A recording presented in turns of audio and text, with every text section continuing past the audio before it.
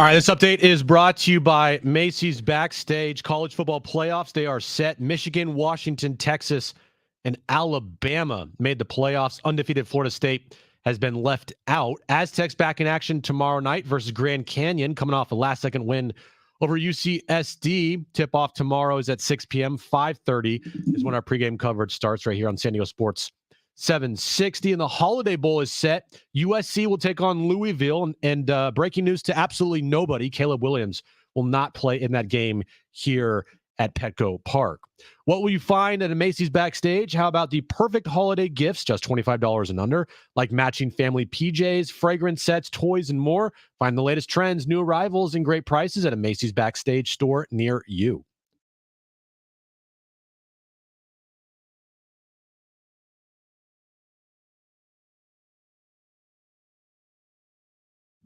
All right, San Diego and Southern California, what's going on? Hour one, Jon and Jim with you until 6 p.m. here today. Sports Wrap with Derek Togerson from NBC7 continues now.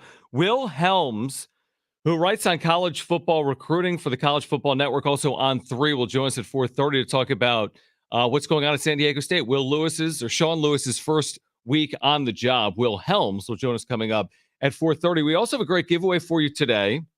4-pack of tickets to SeaWorld San Diego's Christmas celebration. But of course, we start, guys, with the winter meetings underway. Nashville, Tennessee, all eyes on the Padres and Juan Soto. And it feels a little bit like this for me, is that you read what like Buster Olney's reporting today. Hey, this could take a while with Juan Soto. There's no guarantee he moves the next day or 2 or 3. And you're reading some similar things on Shohei Ohtani.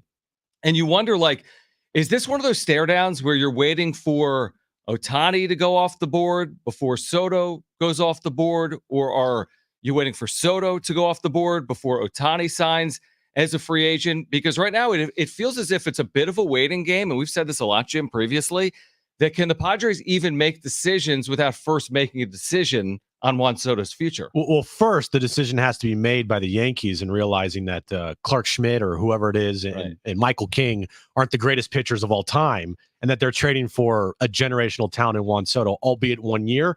You're trading for a contract year of Juan Soto. So first off, give me a break about the Yankees and the players that they're putting out there in trade rumors and leaking through the media. It's like at the end of the day, you're getting Juan Soto.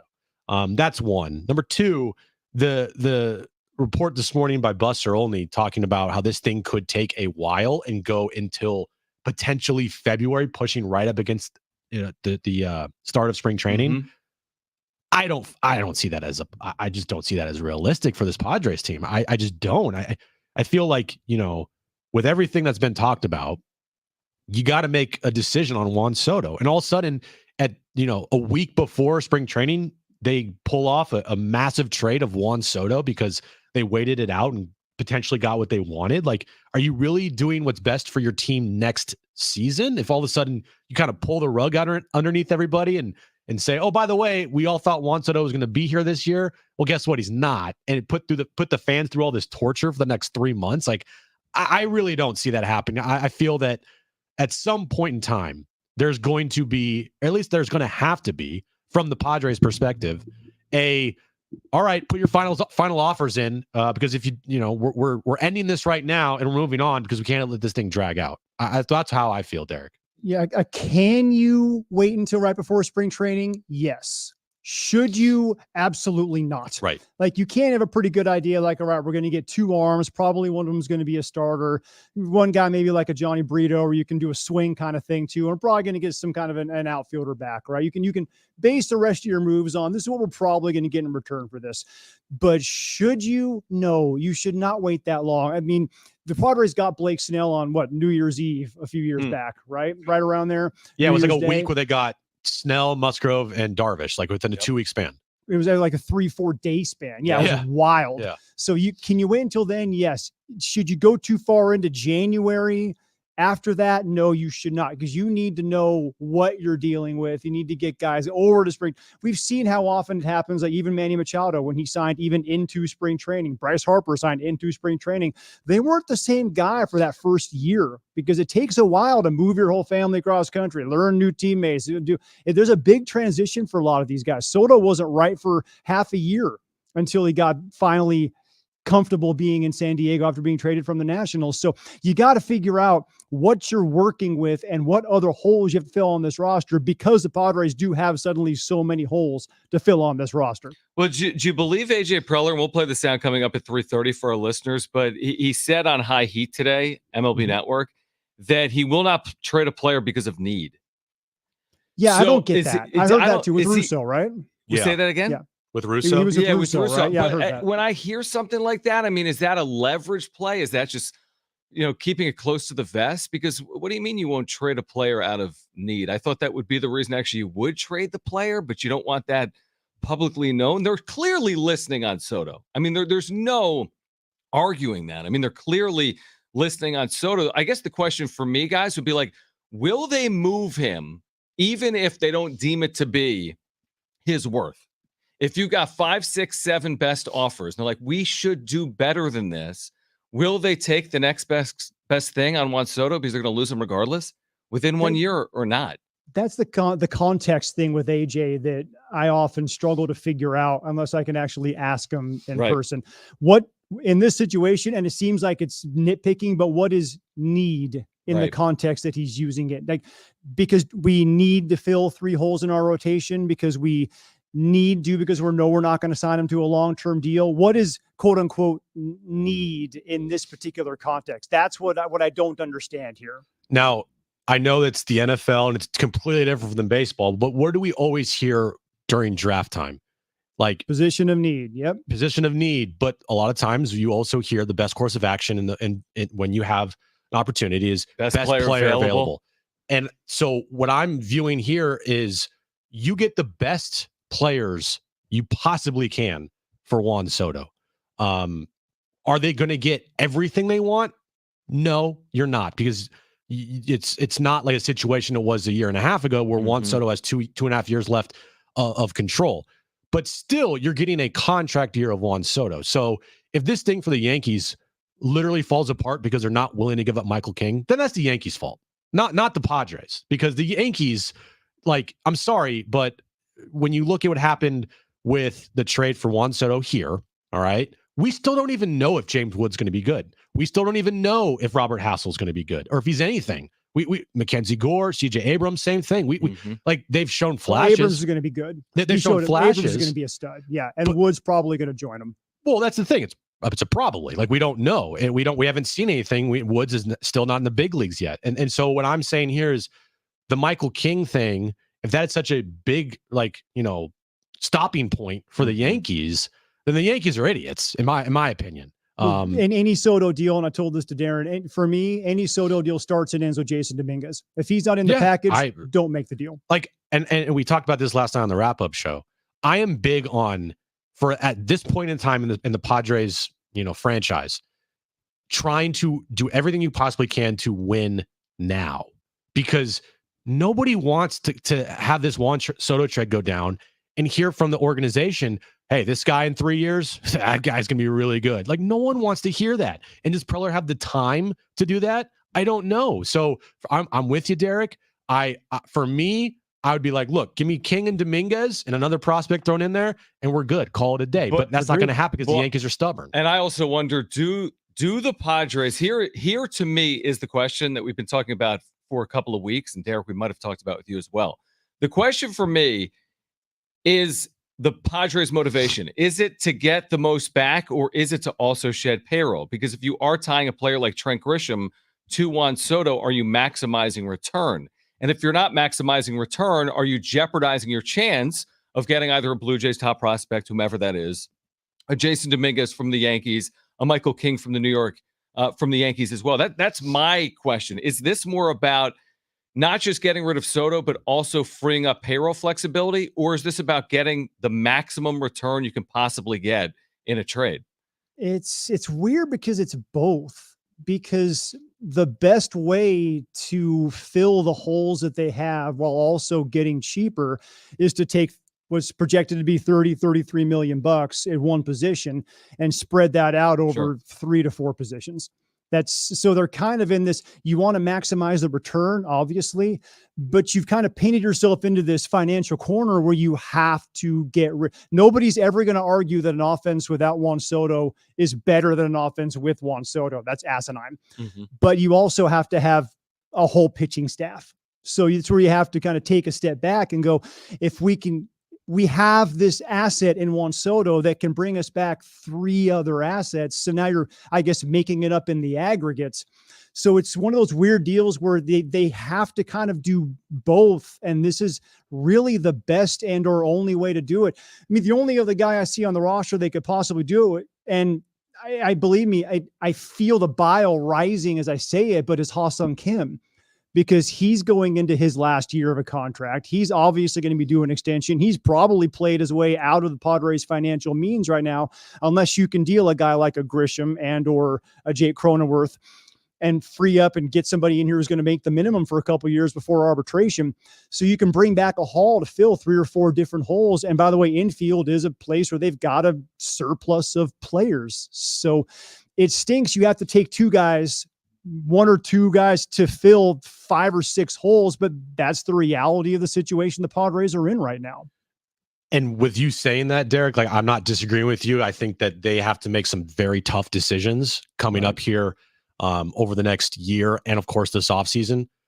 But I think to myself, like, these tough decisions, I'm not saying that they were avoidable, but the management and the mismanagement of everything that's happened to put themselves now in this position to potentially have to do moves that are going to really hurt you. It just makes me, and it should make Padres fans just even more upset about how all of this has gone down, where they've put themselves in this position. Like AJ Preller, I give him credit. They swung for the fences. Okay. They definitely tried their hardest. We don't know how much of a factor Peter was in really all of this. And it probably was more than we know. But at the same time, for me, AJ Preller is, going to be to blame for the trading of Juan Soto. He's going to be to blame for whatever they get back. And he's going to be to blame for whatever other tough moves they potentially have to make, like a trading Ha-Seong Kim, because he was a big reason why they are in this situation now. And I would say this real quick to your point, Derek, and I agree with you on Kim, where it's like, it doesn't make a ton of sense, but you could see why they would consider it, because all the money they have is so tied up in these long-term no trade clause deals. Right. Kim makes $7 million this year. Now, I'm with you. I'd be very surprised if they kept him long-term based on his performance. What is he going to get paid? Is it even worth considering moving him?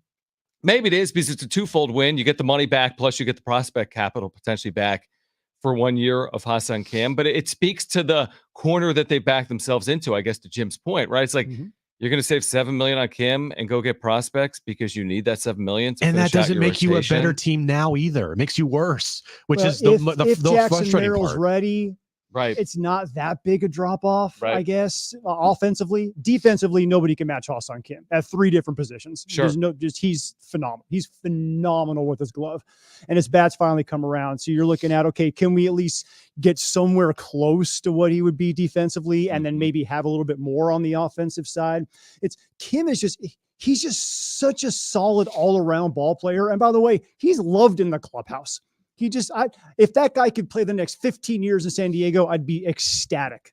It just doesn't feel like that's what's in the cards for this franchise. So let me throw this out to you guys right now, because there's rumors everywhere, and some you kind of have to take with a grain of salt. Some you just throw away, and some you probably have to look more deeper into. And regarding Juan Soto, John Heyman reporting at least 5 teams have made offers to the Padres on Juan Soto.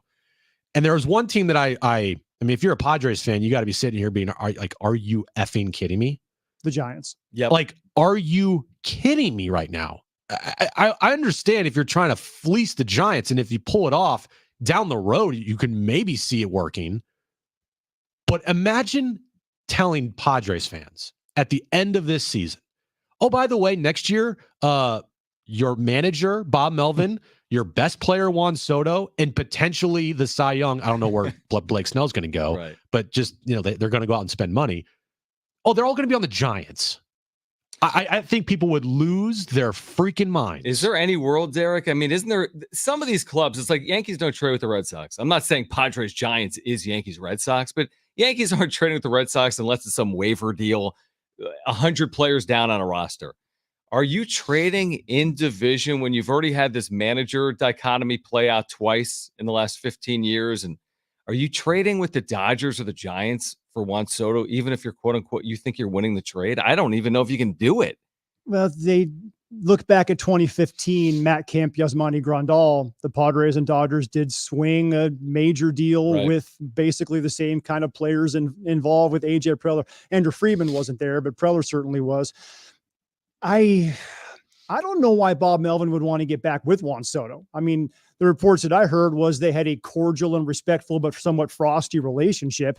So I don't know why they'd want to go out and do that, especially if you can go out and get Shohei Ohtani and not have to give up any of your prospect capital, although you are taking something away from San Diego. That's the one I keep looking at going, I don't see it happening at all because, again, the Giants don't have a whole lot of prospect capital to give up. It would have to be some of the younger big league ready kind of guys. You're not getting Logan Webb out of there for sure. And that'd be the first guy that you ask for. That one doesn't make any sense. It doesn't make any sense to me. More the Giants, you're talking about trading for need. That would be something the Giants need. And if AJ and everybody else on the planet knows that's a massive Giants need, you're going to hold them over a barrel. So if you can't hold them over a barrel and you can say, all right, we'll take your top 3 prospects on Webb, and the Giants are like, okay, well then, then you make the deal. But unless you can get anything short of that, where you're making the Godfather offer and they somehow have a aneurysm and say yes, then it's not going to happen.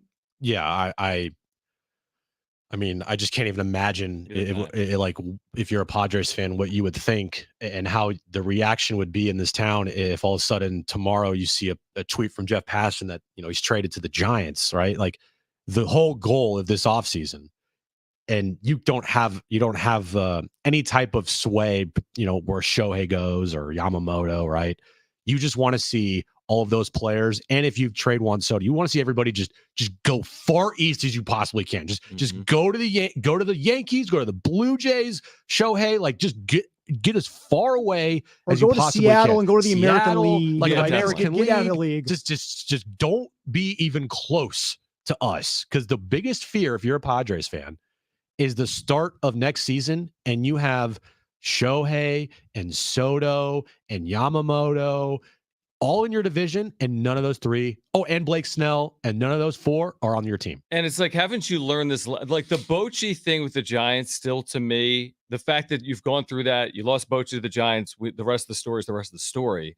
And now you do it again with Melvin, where you're already playing with fire a little bit. You can't finish behind the Giants. Like, let me help you out, Bob. Here's Juan Soto. It's just not going to be perceived very well, I don't think, if you're AJ Preller, to lose your manager to the Giants and then immediately finish behind the Giants in the standings. I wouldn't think that would be a win for AJ Preller. So I'm not trying to hasten the improvement of San Francisco. Now, some of that's out of my power. If San Francisco's got money that I don't have and they sign Yamamoto, if they signed Ohtani, okay. But to go speed it up yourself with someone like Juan Soto, albeit even if it's only for a year, to me makes 0 sense. But then again, losing Bob Melvin to me to the Giants in real time didn't make a ton of sense. I get it because of the relationship with Preller. So I don't know. I mean, again, if it's the best offer, do you say no to them and take the second best offer? That would be interesting. Is the best offer a good offer? That's the question you have to ask yourself. Right. Like if you get 5 crappy offers and this is just the least of the crappy offers, then, do you just take it? It's like you're talking about with, we need a quarterback. Okay. That's how you end up with Mac Jones, because he's the last first round graded quarterback, whatever. And it turns out that he's as bad as people thought he might turn out being. So is it 5 not great offers? You just, this is the best of the not great offers, so let's go ahead and take it. Or is it the offer you get, it's the best one and it's a great offer? That's what you have to look at. And on first glance, whenever this trade, goes down, I think February 28th. Oh God. I think we all can agree that it more, the percentage here of Juan Soto getting traded is very high. At first glance, it's not going to look appealing if you're a Padres fan, because you're going to see probably a bunch of names you've never heard of before. Right. You're going to see guys with not a lot of time in the big leagues, maybe a little time, right? You're not going to see guys that have, made all-star teams. You're not going to see guys under control for a long time that are 25 years old that already have 5 years in the big leagues and have made 3 all-star teams, right? You're not going to see that. Not household names. You're not going to see names that you like. So on first glance, it's whatever trade is made. I'm not saying that trade is not eventually going to turn into something good for the Padres, because it absolutely could.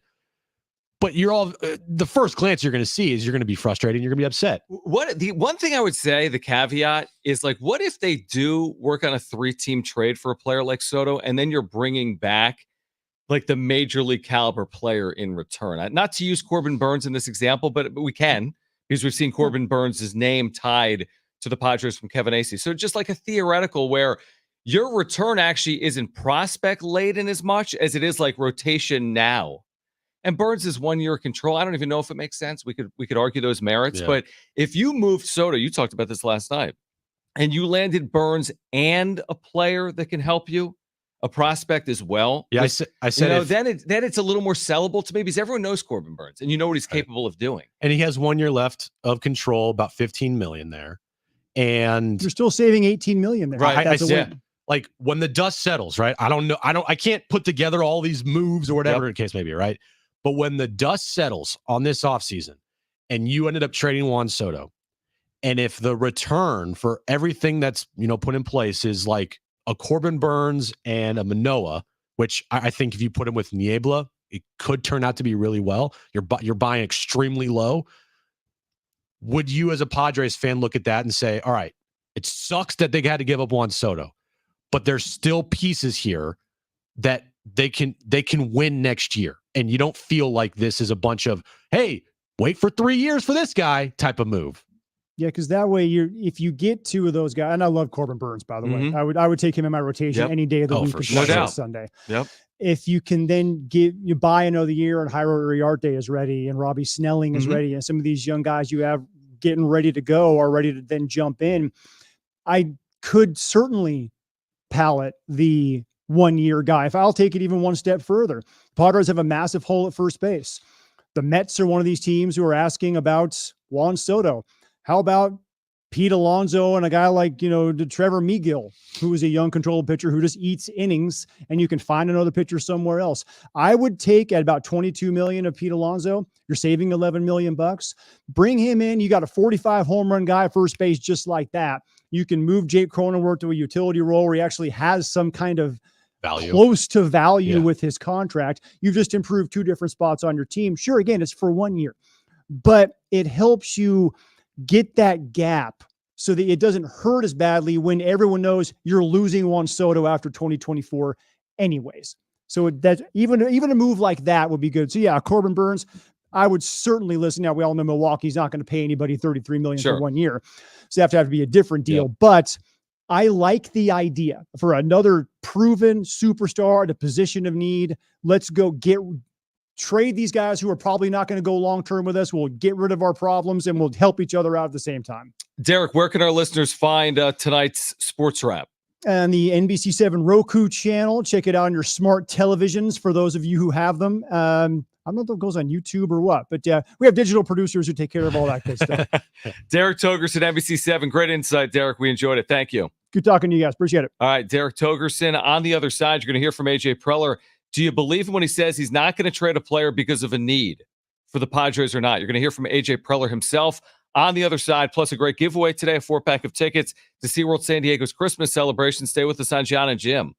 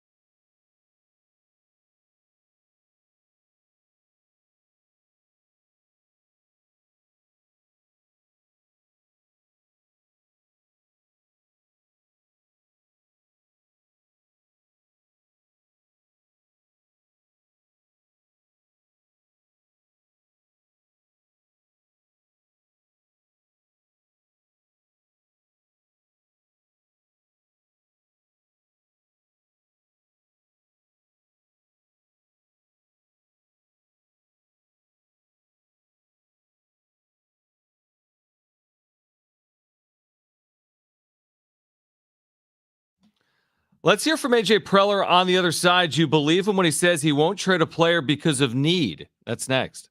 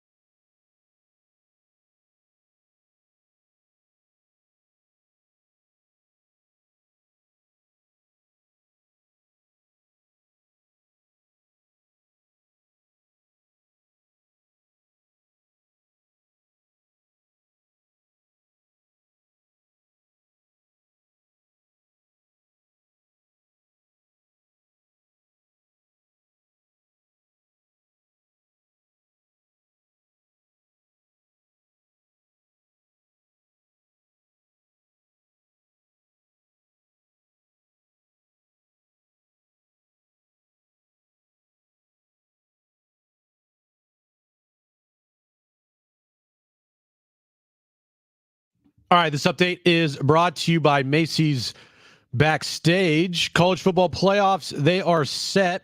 A lot of controversy. Of course, we'll talk about that later in today's show. Michigan, Washington, Texas, and Alabama are in the playoffs. Florida State, undefeated Florida State, was left out. Aztecs, basketball back in action tomorrow night versus Grand Canyon on the road, coming off a last-second win over UCSD. Tip-offs at 6 p.m. 5:30 pregame right here on San Diego Sports 760. And the Holiday Bowl here in San Diego at Petco Park is set. USC will take on Louisville. Caleb Williams will not be playing in that game for USC. Excuse me.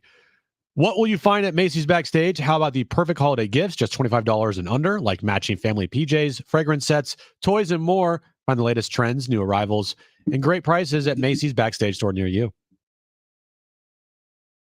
Who's USC playing? Louisville. I think it's more Louisville. Louisville. Like when you say Louis, I think it's a little like it's more Louisville. Louisville. That's what I think. Brent, any thoughts there? I know you're not from Kentucky. Tomato. I'd probably lean more towards Louis. Really? Louisville. Can anyone? There's when you say it the way you say it, it's like there should be an additional L, but there's not. Louisville. It's like how do you say the state that Chicago is in? Do you even know what state Chicago is in? Wisconsin. Jesus. No, it's not. It's not in Wisconsin. I know that. Jim fact, it's not in Wisconsin. I know. What state is Chicago in? And the show ends if you don't know. It'll be for one of us. Oh, The show no. will end. The show is Why am I over. blanking right now? I'm such an idiot. You are literally an idiot. I'm blanking so hard. Chicago, Illinois. Okay, he said Okay, it. good. You said it right. I thought he was going to say Illinois. Yeah, so did I. Okay, AJ Preller. I don't even want to talk about Jim's geography problems. That's a whole nother story. AJ Preller on High Heat MLB Network said something really interesting today to Chris Russo. Take a listen to this, and then we can react. Standpoint, our current team, as you mentioned, I think the biggest hole in need for us is in the rotation with some of the free agent questions that we have. So we'll look at that. That doesn't necessarily mean one player, one deal that we're going to line up that way from a need standpoint. But it's really any of the deals that we talk about. Can we get the value that we feel like we get to? If we get to that point, then we'll look to make a trade on. And if not, we won't make a deal just based on need. We won't make a deal just based on need. We'll make a deal if it reaches our threshold, what we think the player or players are worth. Yeah. We will not make a deal based on need. Do you buy that? And usually when he's speaking in these types of settings, he says nothing. Like Correct. less than nothing. And you ask him a question, you're like, wait, did what? What? Sir, this isn't a Wendy's. Huh? What? But yeah. I think he did say something there that was maybe close to the truth, right? Which is, we're not going to make a deal to just make a deal. And we are only going to make to fill a hole. And we're going to make it when the value of what we deem is right is matched. So you buy that? Like, it's a serious question. I'm not saying I don't buy it, but do you legitimately buy that they've got this bar for Soto that needs to be crossed, and if it is not crossed, they will not move him, even if it fills holes? I would hope that's the case. I would hope. I'm thinking about a scenario where actually Juan Soto's on this team next year. Mm-hmm. I don't know how it's going to work out. I don't know what would happen. I don't know how they would fill the holes that they need to fill in the pitching staff, because we know that Preller wants pitching desperately and needs it desperately. I don't know. But also, I would hope, and I've said this, I would hope that AJ does not give in just because trading Juan Soto will help you fill a couple holes. Yeah, it's interesting because what AJ Preller also said over the weekend, it was either to Kevin Acee or Dennis Lin, I forget, and forgive me for that, but he did say that they are not only going to move Soto for high-level minor league players. They don't have to be major league ready today. He said he would prefer to make the trade with the better player, regardless of the level that they are at. And they're not forced into the hand of, we have to get players to impact our roster in 2024. Now, I don't really buy that, because I think he's got to win in 2024. Yeah. And he doesn't have time to watch these players play out. No. But that's what he's saying publicly. So is that just a bunch of gibberish because that might help get you a better deal? Or is it accurate when he says that? We don't really know, honestly, right? But I do think that there is some truth. Can you play that again, Brent? If you have it, you get that ready. I do think there is some truth in there. Like, like we have a value on certain players, and if we don't get that value met, like, we're not making the deal. Like listen to what he says again. I do think there is some truth to it when a lot of times you don't get any from AJ Preller. Let's listen to him here. Standpoint, our current team, as you mentioned, I think the biggest hole in need for us is in the rotation with some of the free agent questions that we have. So we'll look at that. That doesn't necessarily mean one player, one deal that we're going to line up that way from a need standpoint. But it's really any of the deals that we talk about. Can we get the value that we feel like we get to? If we get to that point, then we'll look to make a trade on. And if not, we won't make a deal just based on need. Yeah, the end there is, look, we have a value on a player, and if the value is met, then we'll look to make a trade. But if it's not, we're not going to make a deal just to make a deal. And then we'll pitch whom in 2024? I don't know. That's the thing. And I agree with that theoretically until it's my club in the here and now, and I don't have near the starting pitching I had even a year ago. I mean, not near it. With very little flexibility. Now, could you get creative with a trade that doesn't involve Juan Soto to add starting pitching? Sure.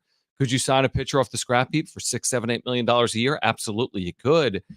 But it just feels like from where they were a year ago with this rotation, now they hit on Lugo and Waka, a credit to AJ Preller. They had Blake Snell, who eventually won a Cy Young. And to not have Lugo, Waka, Martinez, Snell, and the question marks even around Darvish and Musgrove, and you're not going to move potentially Juan Soto.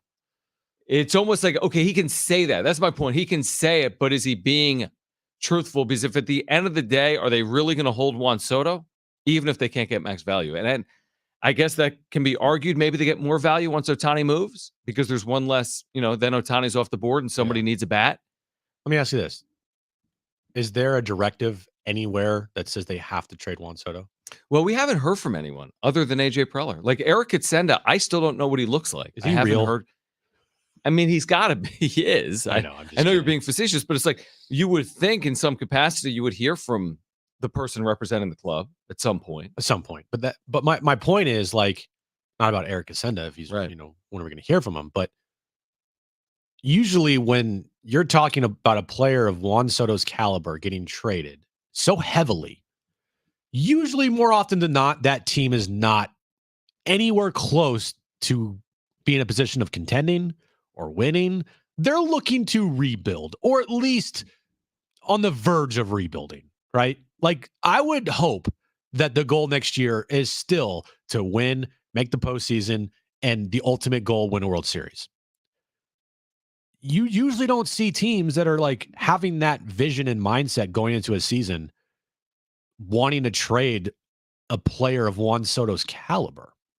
So it is weird because we're talking about this, but yet also the Padres are still viewing themselves to be in a position to win. Well, they certainly publicly have to sell that view, whether they believe it or not. That is their job. They must sell that they are going to win, and they've got these marketable stars. I think it's hard to, they don't have to say a word, right? But all you do is say, we have Manny Machado, Xander Bogaerts, Fernando Tatis Jr., Joe Musgrove, Yu Darvish, and Ha-Seong Kim on a roster. Like, that alone tells people we're trying to win. Yeah, but then on the opposite side of that coin is trading Juan Soto tells you something else. So what is it? Exactly. What is it? Is it that they don't believe they can win, and that's why they're trading Juan Soto now because they want to get value for him because they're not going to re-sign him? Or do they think they can win, but this then gives them a better shot? This gives them a better shot because then it fills other holes in their team, but you're also losing a top 10 player in baseball, top 5 when he's like rolling? I think they can win. I just think it's a narrower path without Juan Soto. That's all. I cannot be convinced that they've increased postseason chances by moving Juan Soto in the short term. I hope I'm wrong. And if you're the Yankees and if I'm on the Yankees side of this thing and you fumble the bag here because of Michael King, Mm-hmm. man, Who knows if that's even where it is? If I was a Yankees fan and you don't end up getting Juan Soto this year because you quote didn't want to add that extra prospect or add Michael King, that's a joke. True, but like someone like Bob Nightingale, who's always wrong, is reporting the Padres are asking for 7 players. And they want the Yankees to take on Trent Grisham. I mean, but he's clearly not trading 7 players. He's also not the only person that is being fed these rumors from the Yankees side right about these prospects. Eddie Martino, John Heyman, Well, saying that the Padres asking price is high. My question is, how high is it? And it's clearly not 7 players. Well, you heard it from Preller there. He said, we put values on guys. And if those values in trades are not met, we are not going to trade that player just for a need. We'll see if he's being honest or not this offseason. All right, on the other side, is that good? The best and worst of the sports weekend still ahead at 4:30. Will Helms covers college football recruiting and the transfer portal on the first week for Sean Lewis at San Diego State and his needs with the Aztecs Plus in the 4 o'clock hour. Your chance to win a 4-pack of tickets to SeaWorld San Diego's Christmas celebration. But is that good? The best and worst of the sports weekend is next.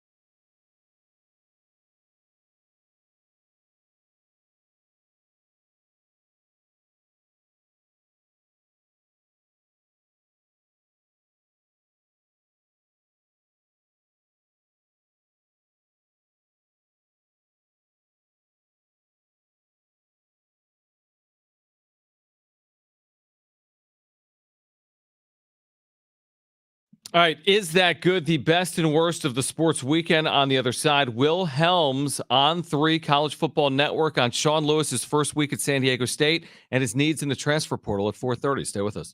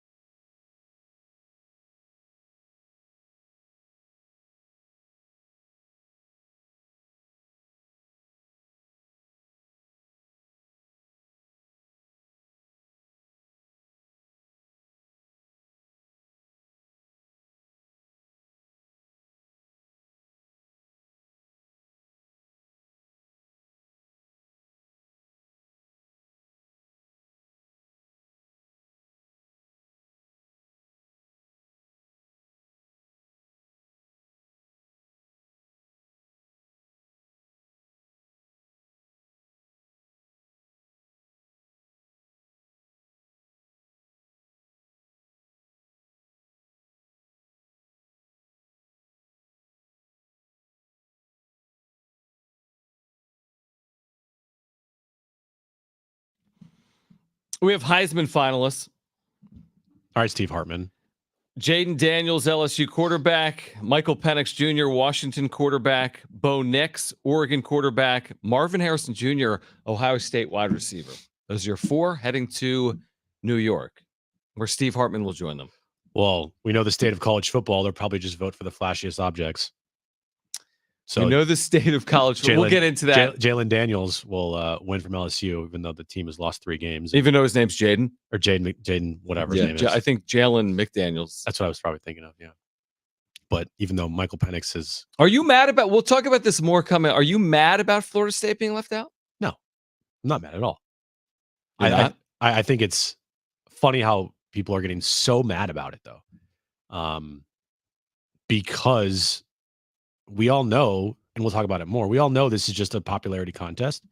And when it's this close, you're telling me that the committee saw an opportunity to have Michigan and Alabama play in a college football semi-playoff game at the Rose Bowl? No, not semi-playoff.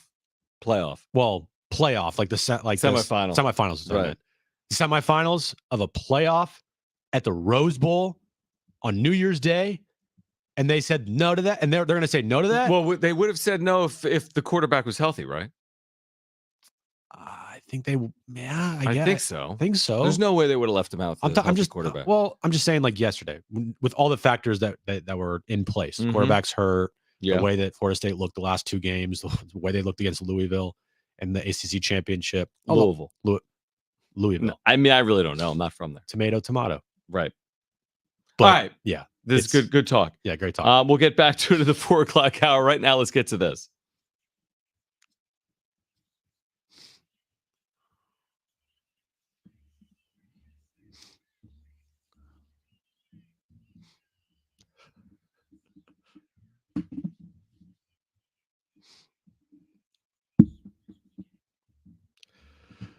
It was a nice game yesterday. 49ers, Eagles, just another game, week 13. Moving on to Seattle. I'm surprised you didn't fly home for the parade after that regular season win.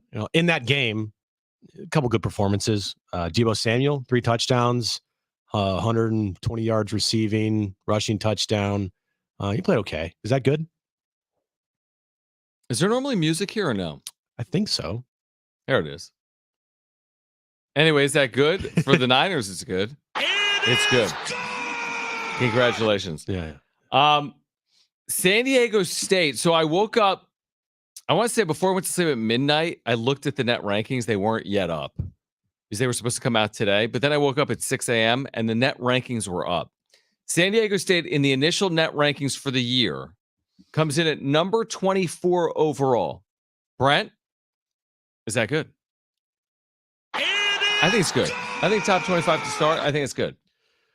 Over the last 4 games in the NFL, do you know the team that is allowing the least amount of points over that span? I don't, but I'm going to say it's someone I wouldn't expect. Well, I assume it's Jim, so it has to be the 49ers. The 49ers. You're both wrong. Wow. The team that is allowing the least amount of points in the NFL over the last 4 weeks, and they are winless in all 4 of those games. New England. The New England Patriots. They have given up 46 points over the last 4 games. They've lost them all. They got shut out by the Chargers in one of the worst games you'll ever see play. Hopefully you didn't watch it. It was on in the background on the red zone, but they lost yesterday. They got shut out. They're 0-4 in the last 4 games when they have the best defense as far as points given up go. Brent, is that good? No, it's not good. Are you kidding me? If they don't, their offense is embarrassing. If they don't draft every one of their picks next year in the draft isn't Caleb Williams or offensive side of the football, then I don't know what to tell you. Yeah, remember last week everyone was ripping on the Bears for winning Monday Night Football without scoring a single touchdown? Well, they could be the Chargers. True. Okay, I'm going to go back to San Diego State. I told you they're number 24 in the net. The Aztecs are number 25 in the AP poll, back in the AP poll after beating UCSD in a crazy game Friday night in La Jolla. San Diego State back in the top 25, Brent. I'll ask you again, is that good? Yes.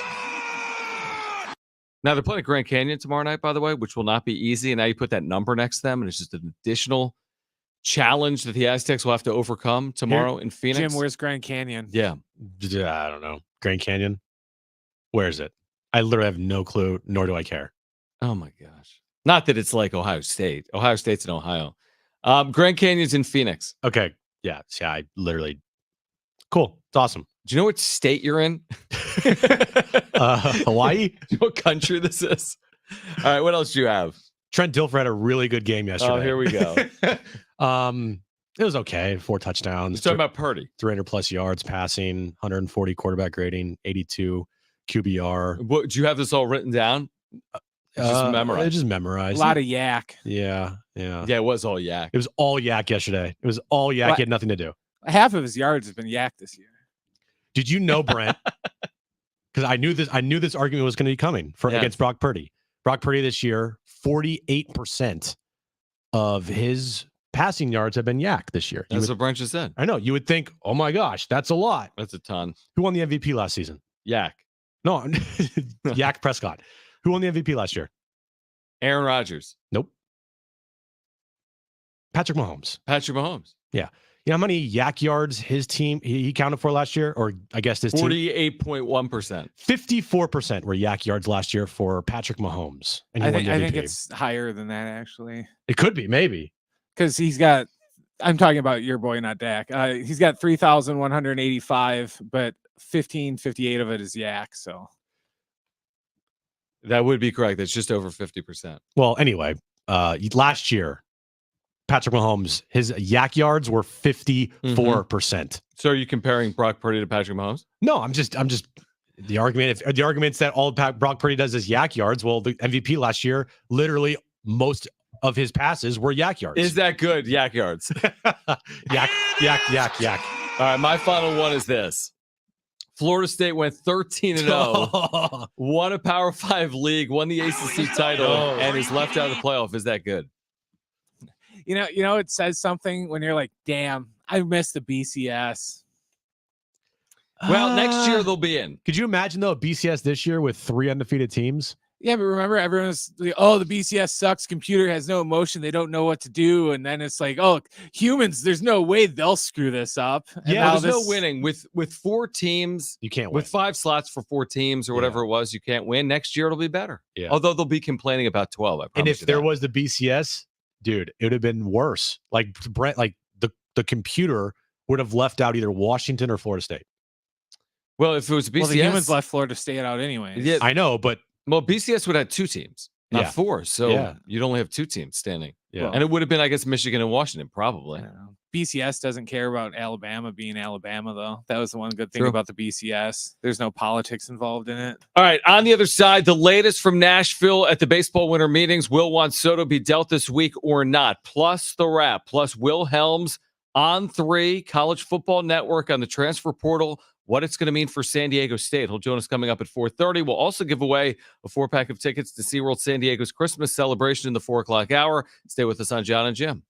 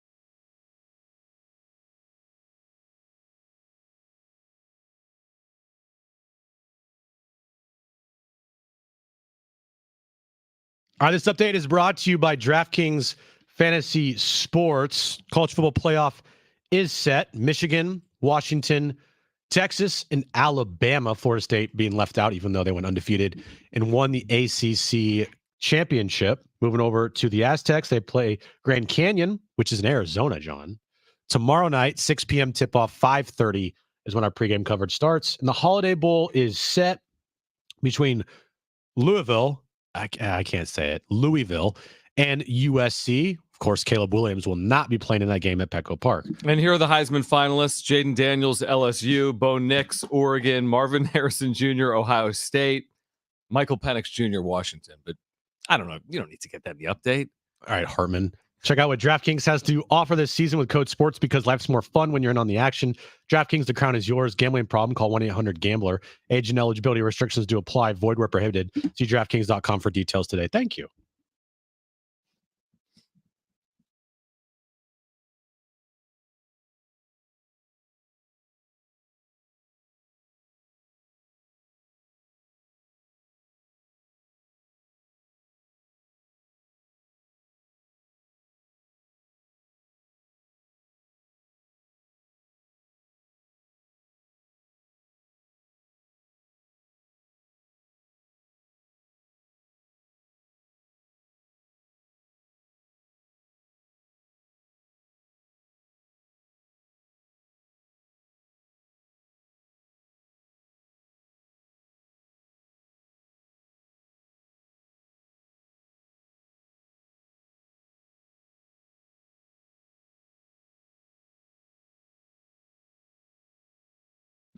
All right, San Diego and Southern California, what's going on? This is hour 2 of Jon and Jim. We've got the latest for you from Nashville. Major League Baseball winter meetings are underway. Are Juan Soto's days numbered as a San Diego Padre? Plus at 4:30, Will Helms, College Football Network on the Aztecs in the transfer portal.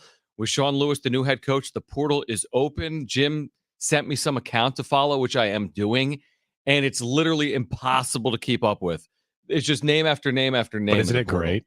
Like, if you're a college football fan, It's overwhelming. it is, because literally Everyone's in the portal. everybody's in the portal. Every player. I'm in the portal. Everyone. You're in the portal. Brent's in the portal. Well, and lots of it doesn't even matter if, like, it used to be, oh yeah, I'm transferring because I'm not starting, or Now it's just like, I'm transferring. Now it's just like, oh yeah, I started 11 out of 12 games this year, but I'm transferring anyways. We do have some San Diego State news. Oh, do we? We do. According to sources, Kent State's offensive coordinator / QB coach, Matt Johnson, has been hired by San Diego State. Johnson coached running backs under Sean Lewis before his promotion to offensive coordinator when Lewis departed to Colorado. Okay, so we have that, but we also have what Paul Garrison reported earlier today from the East Village Times, which is that Sean Lewis will bring Bill O'Doyle with him to San Diego State, or Bill O'Boyle. I think it's O'Boyle.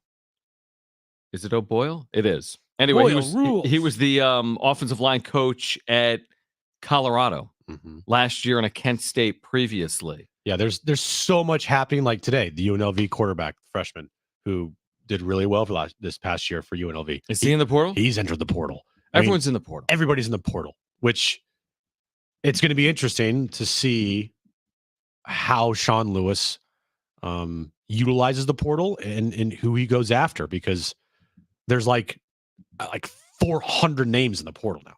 Yeah, it's going to be crazy. So Will Helms, College Football Network on 3, both of those publications covering college football transfer portal. He will join us coming up at 4:30 this hour. Your chance to win a 4-pack of tickets to SeaWorld San Diego's Christmas celebration. We'll get to the wrap in a moment, but first, let's go to the phones. If you want to weigh in, baseball winter meetings are underway. Padres to this point have not been active. We're waiting for this Juan Soto shoe to potentially drop. And Michael is on with Jon and Jim. And Michael, thanks for calling, man. Hey, how you doing, Jon and Jim?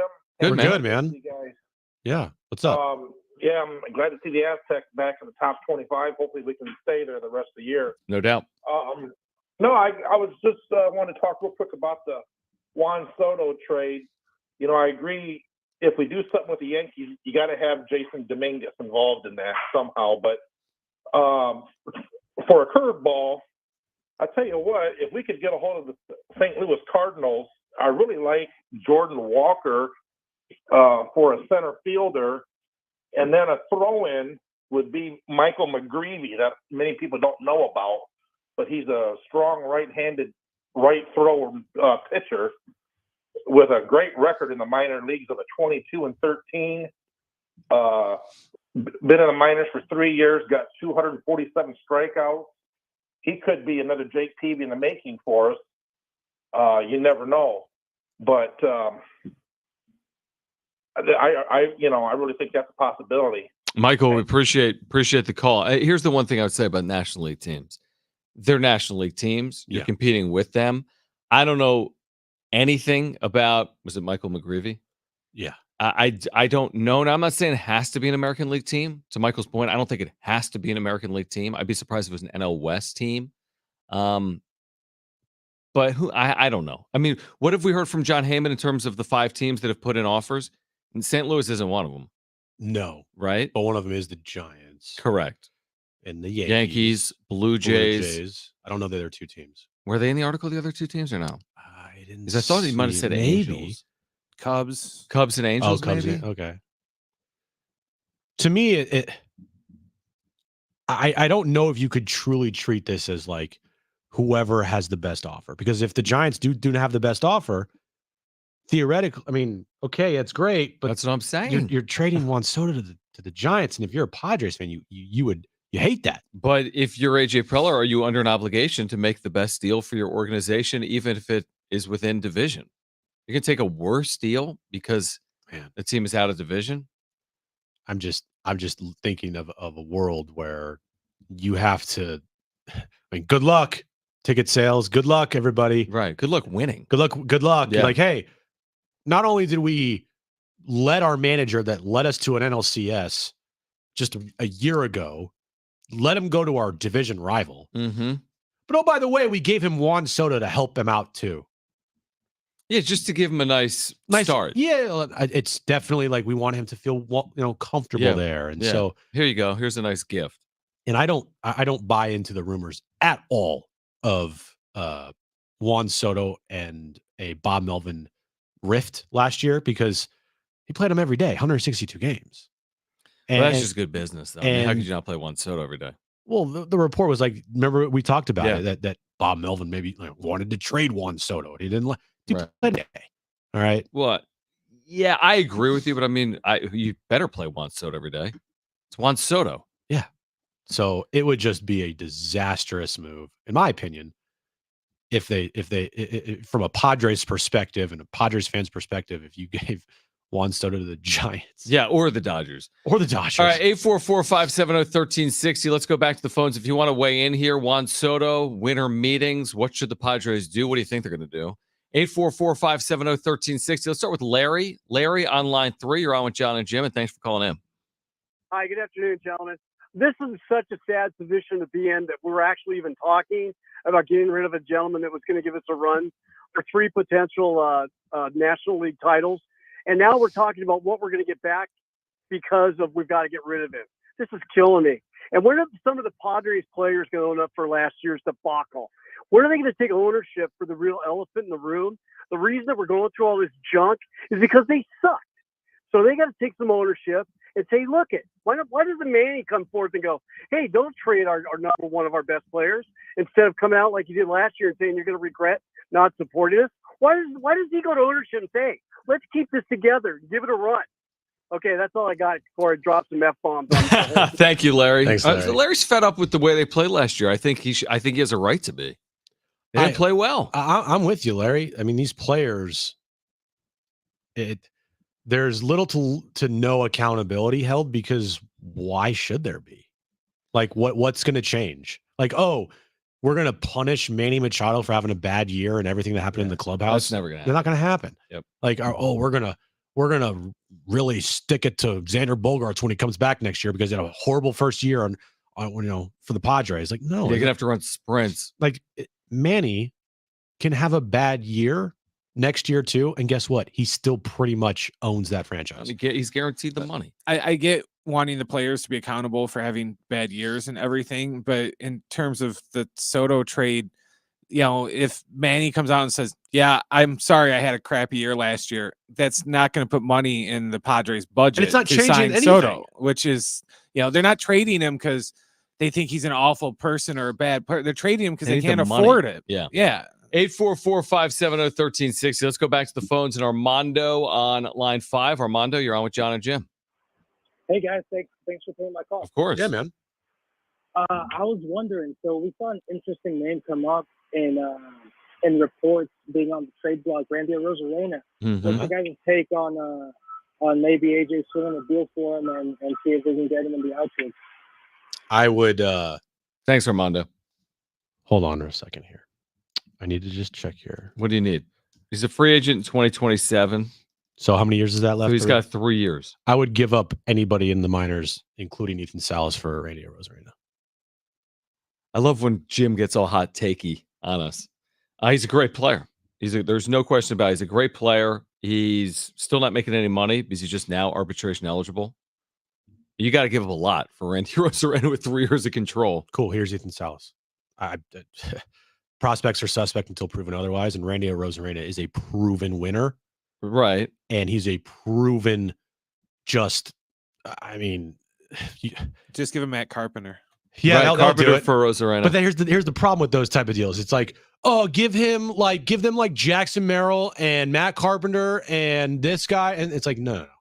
You're going to need to give up like your top prospect for Randy Arozarena. Yeah, I don't really understand overwhelmingly the motivation from the Rays, who are in a position to win and won Money. last year. But he's got 3 years left. I know, but eventually over time, he's going to cost money, and so they want to get max value now. I know, 3 years. I mean, that's just the turnstile of teams like that. You have a guy that does really well, and you get rid of him with still 3 years of control. That would be new. That would be very new. That's kind of the Nationals theory with Soto. And it worked out. That was at 2.5 years. 3 years for a good team like Tampa Bay with one of their better players.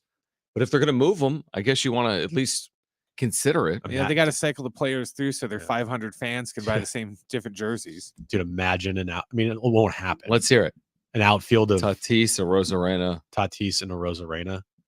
Oh, and Soto. Yeah. 844-570-1360. Let's go to Dustin on line 2. Dustin, you're on with Jon and Jim. Yeah, here's the deal.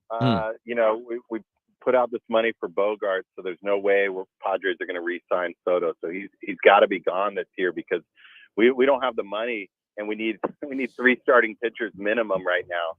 So whatever deal that they can do to get some MLB ready starting pitching, that's what we got to do.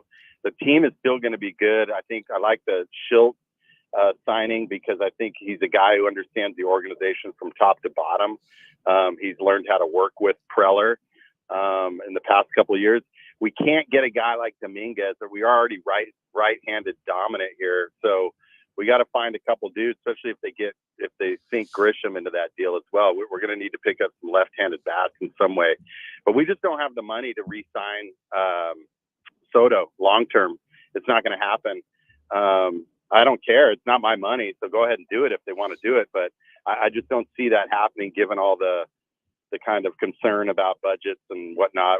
And obviously, our savior Seidler passing. So whatever deal they can do to get some MLB ready starting pitching and get some payroll flexibility and get a left-handed stick out in the outfield, maybe the Korean Jung-Ho Lee would be a good guy. But yeah, Soto got to go. Thanks, Dustin. By the way, Jason Dominguez is a switch hitter. And by the way, I'm not making a trade because of whether a guy's a righty or a lefty. So if I got a better right-handed hitter than a left-handed hitter that I can trade for, I will trade for the right-handed hitter. I just, we see all these pitching names out there. Juan Soto was a massive part of your offense last year. Like a massive part. A massive part of a very vanilla offense. Very vanilla, but it was the sum of the parts that did not perform. Manny did not perform. Xander did not perform. It was a down year for Tatis offensively. Ha-Seong Kim definitely overperformed from what we expected from Ha-Seong Kim. Yeah. But how many times last year did we look at the lineup and say 5 through 9 is just bad? A lot. I think a lot. And so then now you get rid of Soto, you're going to be saying 4 through 9 looks really bad. Maybe, so I do think that getting maybe like a bat here. I mean, they need offense. Like, I don't know if Xander Bogaerts is going to have his bounce back year next year and perform, like he did a couple, years in Boston. I don't know. I don't So know. you want to bet? Well, I'm going towards and it won't happen because the Yankees are stubborn. But like the Dominguez thing and the King thing or the Schmidt thing, like there has to be something here. Whatever trade is made with Juan Soto, if they do end up truly getting this thing done, I feel like you need at least two guys that are major league ready. Yeah, I think that's probably what they will get in return. I don't know if it's gonna be those two guys from the New York Yankees. I still think the most likely trade partner is the Yankees.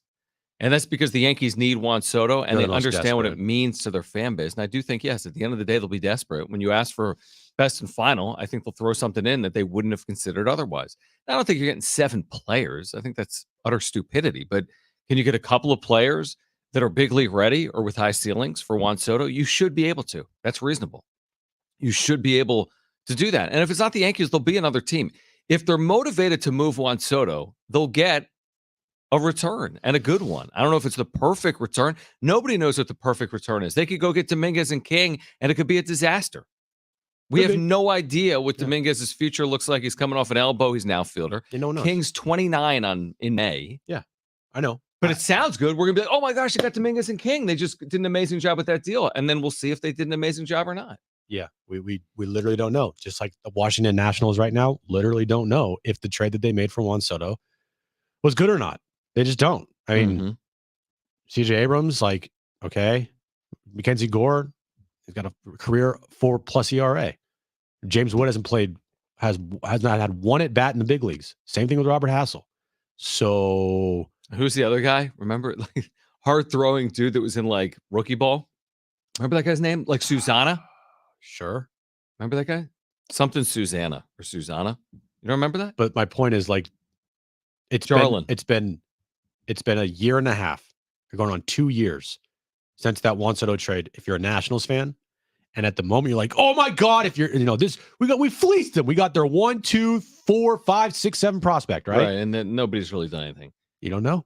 And Jarlin Susanna last year, this huge high ceiling prospect, had a 5.5 ERA in the minor league. Right. So you literally don't know is the point. Right. I agree with that. And you don't. And you do know with Juan Soto.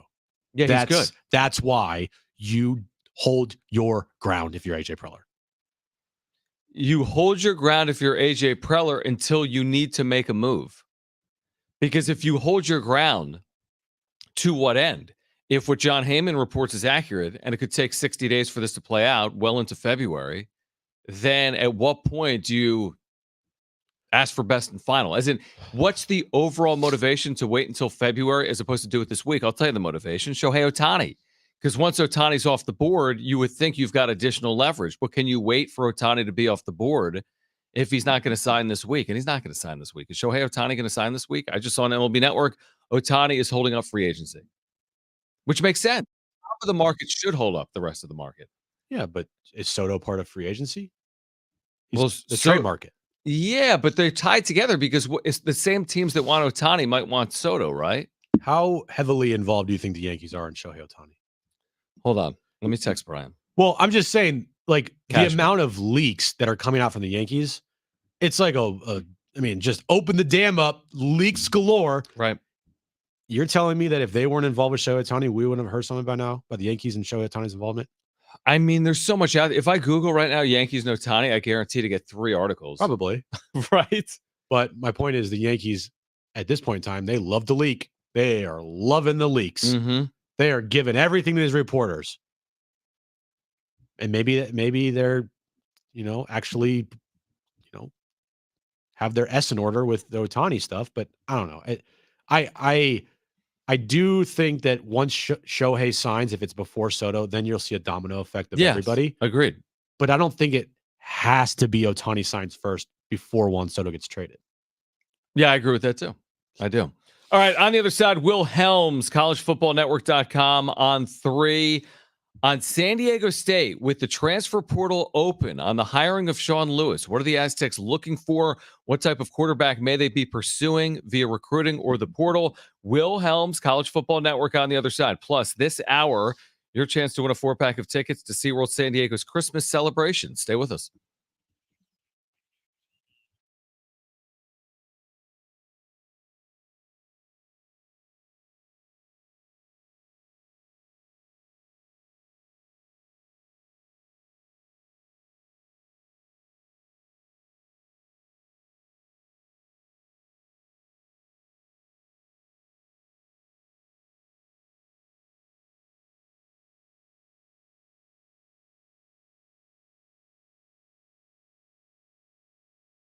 All right, we've been telling you for weeks on end that San Diego is the most expensive city in the U.S. And with the year almost over, maybe you need cash for the holidays or you want to be credit card debt free for the new year. You can call Loan Pronto today because their Express Equity line of credit can get you $20, $50, or even $100,000 in as little as 5 days. You've got a ton of equity in your home, and Loan Pronto can help you turn that equity into cash. You can access up to 95% of your home's value. Use the money to pay off all your credit cards, pay off personal loans, start a home improvement project. You can get the money you need now and still keep your primary mortgage intact so that 3% rate is protected. And with Loan Pronto's Express Equity Line program, 90% of the time, there's no need for an appraisal. You can get your money super fast. Get the holiday cash you need or pay off all those credit cards before the new year. Get yourself on solid financial footing before the year ends by calling Loan Pronto now. Here's the number. 619-207-4336. Write this down. 619-207-4336 or go to loanpronto.com. That's 619-207-4336. Equal housing lender, NMLS 1661781, subject to lender approval.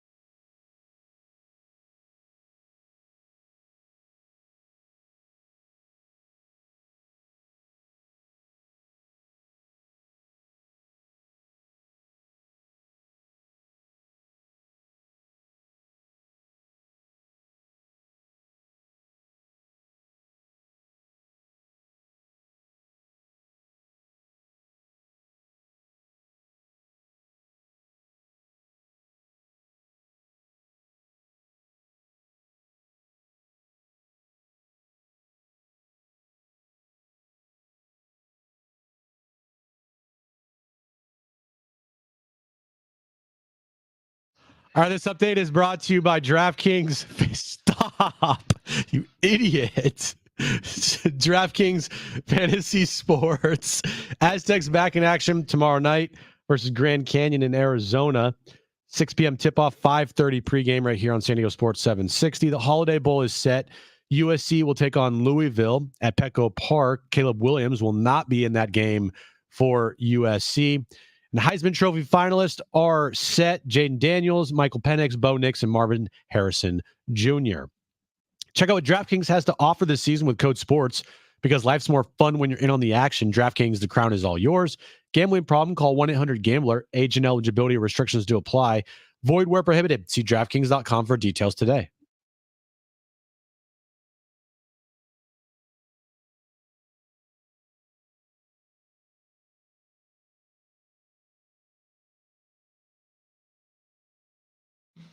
All right, winter meetings underway, transfer portal open, college basketball net rankings are out, things are happening.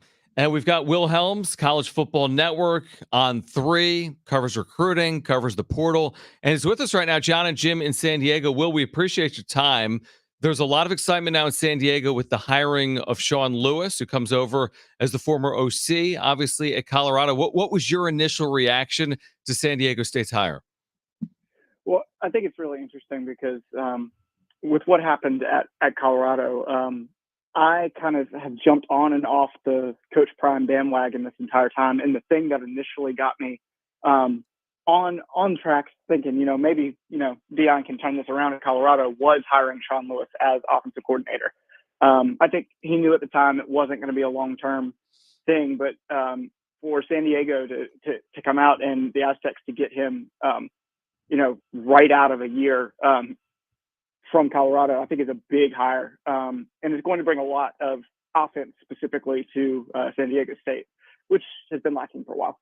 And obviously, when we think of offense, like quarterback's the number one thing. And Sean Lewis has a history with, quarterbacks and turning quarterbacks into guys that put up some big time numbers here. And when you're looking at what type of quarterback Sean Lewis could go get based on the offense that he runs, what would you suspect, the Aztecs to do here at quarterback?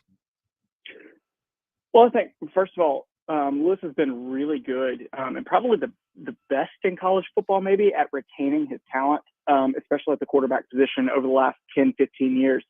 He finds a guy, and when he's got him, he develops him. And, he had Dustin Crum for, I think, 3 or 4 years.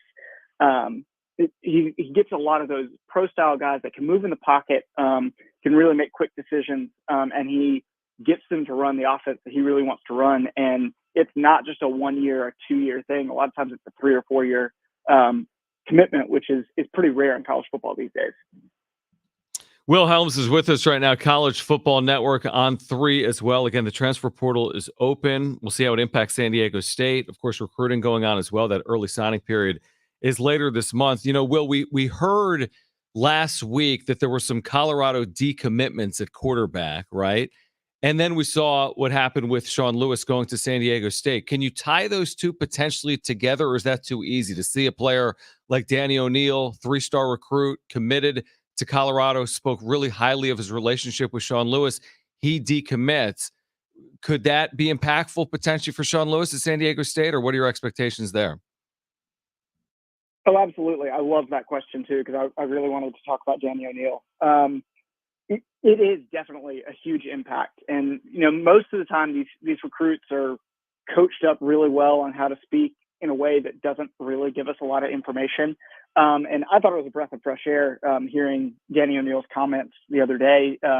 He was talking to a couple of the high school guys that cover Indianapolis football. He's from Indiana. He was basically saying, there's a lot of instability over there at Colorado, and I just was not a part of that, and didn't really want that in a program. I didn't want to go to a place where I might lose the head coach, I might lose the offensive coordinator. And then he kind of paused for a second and said, I love Sean Lewis. I'm really close with him, and I was really looking forward to being able to play for him. So he's a guy that I would definitely put on that early signing period commit watch, and that even if they could get him to campus and go ahead and get his national letter of intent signed, I would not be surprised at all if he were to make it to San Diego. And he's the kind of guy that the Aztecs could really use. he's moves well in the pocket. He's not a burner. He's not going to run for 1,000 yards in a season. But he moves well. He diagnoses defenses. He gets the ball out quickly, and that's what Sean Lewis wants. Yeah, I was just going to ask, he's a 3-star recruit, but I've read that, he could have easily been a 4-star recruit if he was just a little taller. What is his best attributes as a quarterback? I love that you said, his height, because that is what does that say about him? Can we use him? And absolutely, I think a lot of times we overvalue height in a way. And I like the way that he moves in the pocket. He can use his legs when he needs to, but he's able to really quickly move around in the pocket. He's got a good arm. He's got he can make all those college throws if you really want him to make.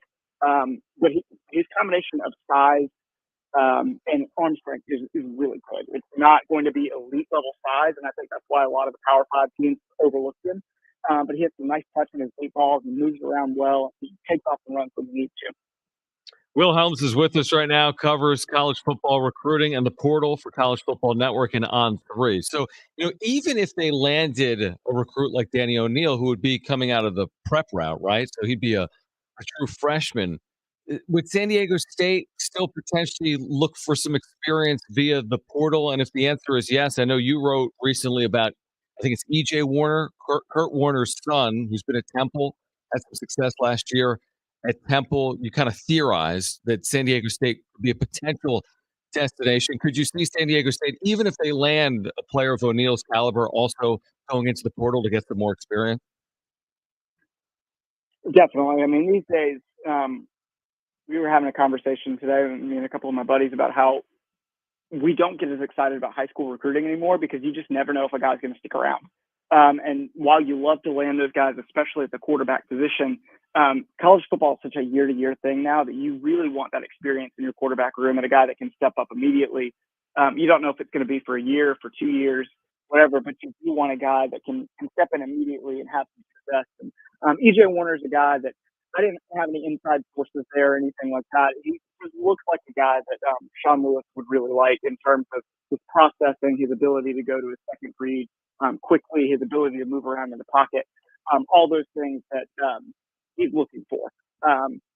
He probably doesn't run quite as well as a coach like Sean Lewis would like, but in his first year, he's just trying to build some positive momentum for San Diego State. I think it's a little bit easier to do that with a guy that's got 2 years of FBS experience than it is for a 3-star recruit, however good he might be, to come in and step in day one and try to, lead San Diego State to a really strong offensive performance. Are there any under the radar quarterbacks in the portal that we should probably keep our eyes on here? I think it's really interesting that you say that because under the radar kind of implies that, a guy's just not quite as well as other guys as he keeps top quarterbacks into the portal. I think that's the thing. I think we'll start to see a trickle-down effect of, yes, your Ohio State are going to go out and get a top-tier quarterback to replace Kyle McCord. But Kyle McCord has to go somewhere. And so those schools that may have been looking to land these, mid-range Group 5, Power 5 guys, now those quarterbacks are getting pushed down a little bit more. I look at just a couple of guys. Let me see if I can pull up a name or two here. But some of those top tier guys are moving down, and I think that's really, really helpful. I'm liking on a couple of names and look up real quick. I had a list earlier. Yeah, no, I mean, take your time. It's such a blank canvas, Will. And again, Will Helms is with us, covers college football recruiting, transfer portal for College Football Network. But you think about it from like a San Diego State perspective. If you're a fan, you see all these names in the portal, and now you got this offensive-minded head coach. You're like, well, where may he turn? And I know NIL is a part of it. Group 5, Power 5. There's so many dynamics at play, but is there a name or two? Again, you mentioned Kurt Warner's son at Temple as a potential fit. Is there someone else that could kind of fit into that space as well? I think one name that might be interesting is, a bigger name that might pop up and might just be looking for a new start. Tyler Van Dyke, has been one of the most polarizing quarterbacks in football. He's 2 years ago, I saw a mock draft having him number 2 overall, and then he has this up and down season with Miami, and then this year everybody's ready to throw him under the bus. And I think that he might be a guy that just wants to get out of Florida, get as far away as possible, and maybe restart at kind of, I think a Mountain West team would be perfect for him. And I think a guy like Sean Lewis could really develop him in a way that some of the Miami coaches just weren't able to do. That's good insight. That's great stuff. Will, we appreciate it. Really good perspective. Helpful for our fans of San Diego State with the transfer portal open. We hope to do it throughout the offseason if possible as well. So thanks for hopping on in San Diego. Absolutely. Thanks for having me, guys. That's great stuff. Will Helms, College Football Network.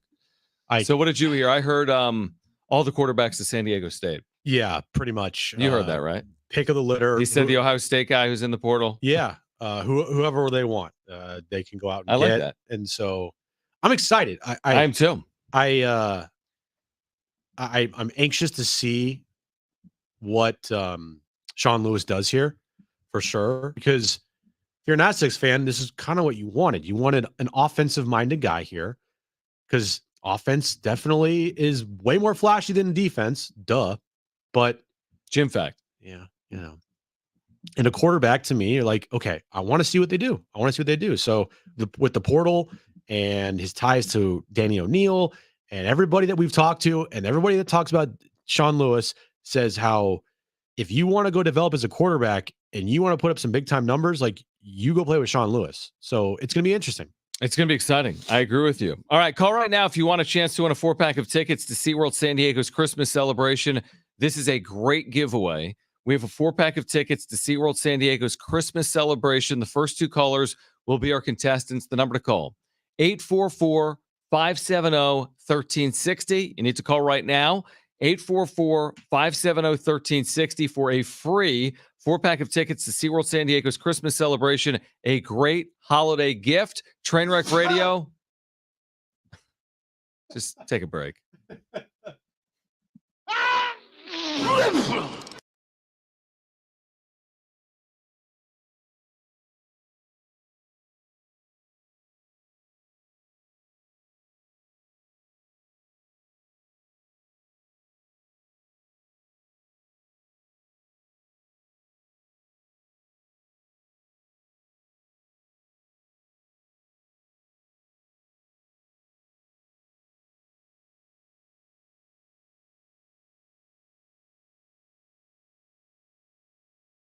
Hey guys, it's Schaefer. We've been telling you for weeks throughout the course of the football season about our friends over at Windmill Farms, the college area's natural grocer, family owned. Trevor and his family have been in the grocery business for over 20 years. They support local businesses right here in our community, from Harris Ranch to Mr. G's Salsa. I've been saying it's as good of a spot as you're going to find in San Diego for your work week lunch needs. With their deli, your 8th sandwich is free with a sandwich card. They keep their prices incredibly low.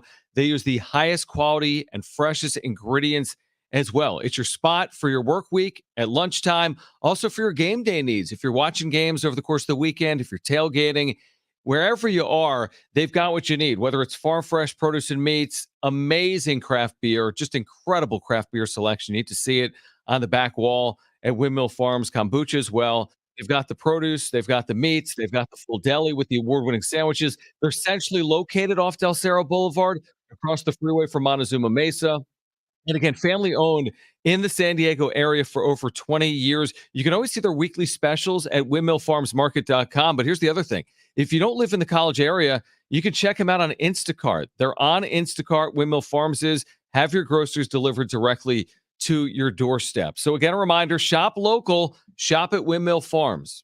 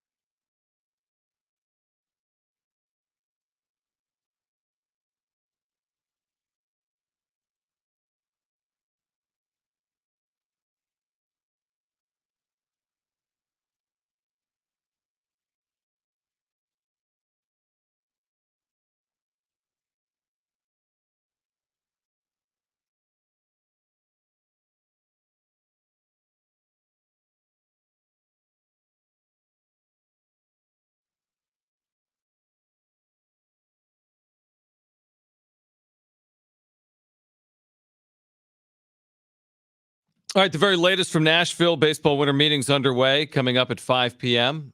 So we'll catch you up. The latest with Juan Soto. How long are they going to wait to potentially move Juan Soto? We'll talk about that coming up at 5 p.m. We have Jim's back page still ahead. That'll be enthralling. Yeah, it will be. Idiot. I'm told that Grand Theft Auto 6 is out. Oh. The trailer. Yes. Is it a movie or a game? Oh, it's a game. Well, there's no such thing as a trailer for a game. Yes, there is. Yes, there is. Oh.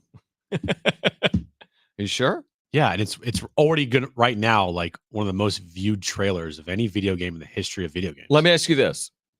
Are you more excited, both of you, and 70470 started with team, are you more excited for Grand Theft Auto 6 or whatever number it is, or the return of college football EA Sports 2024? That's a great question. Me personally, college football EA Sports. Okay, Brent? Grand Theft. Really?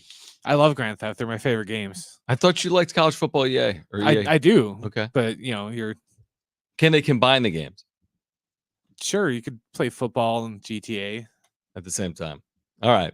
Anyway, stay tuned for Jim's back page. Almost 4 million views in less than a little over an hour. On what? GTA. Oh, I thought you were saying Jon and Jim.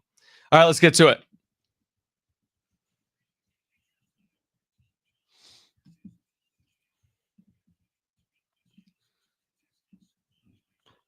All right, 3 questions, 2 contestants, 1 lifeline. Today's 2 contestants, we have Kevin and Jeff. Kevin, you called in first. So you have your choice of Jon or Jim. Who do you want to go with?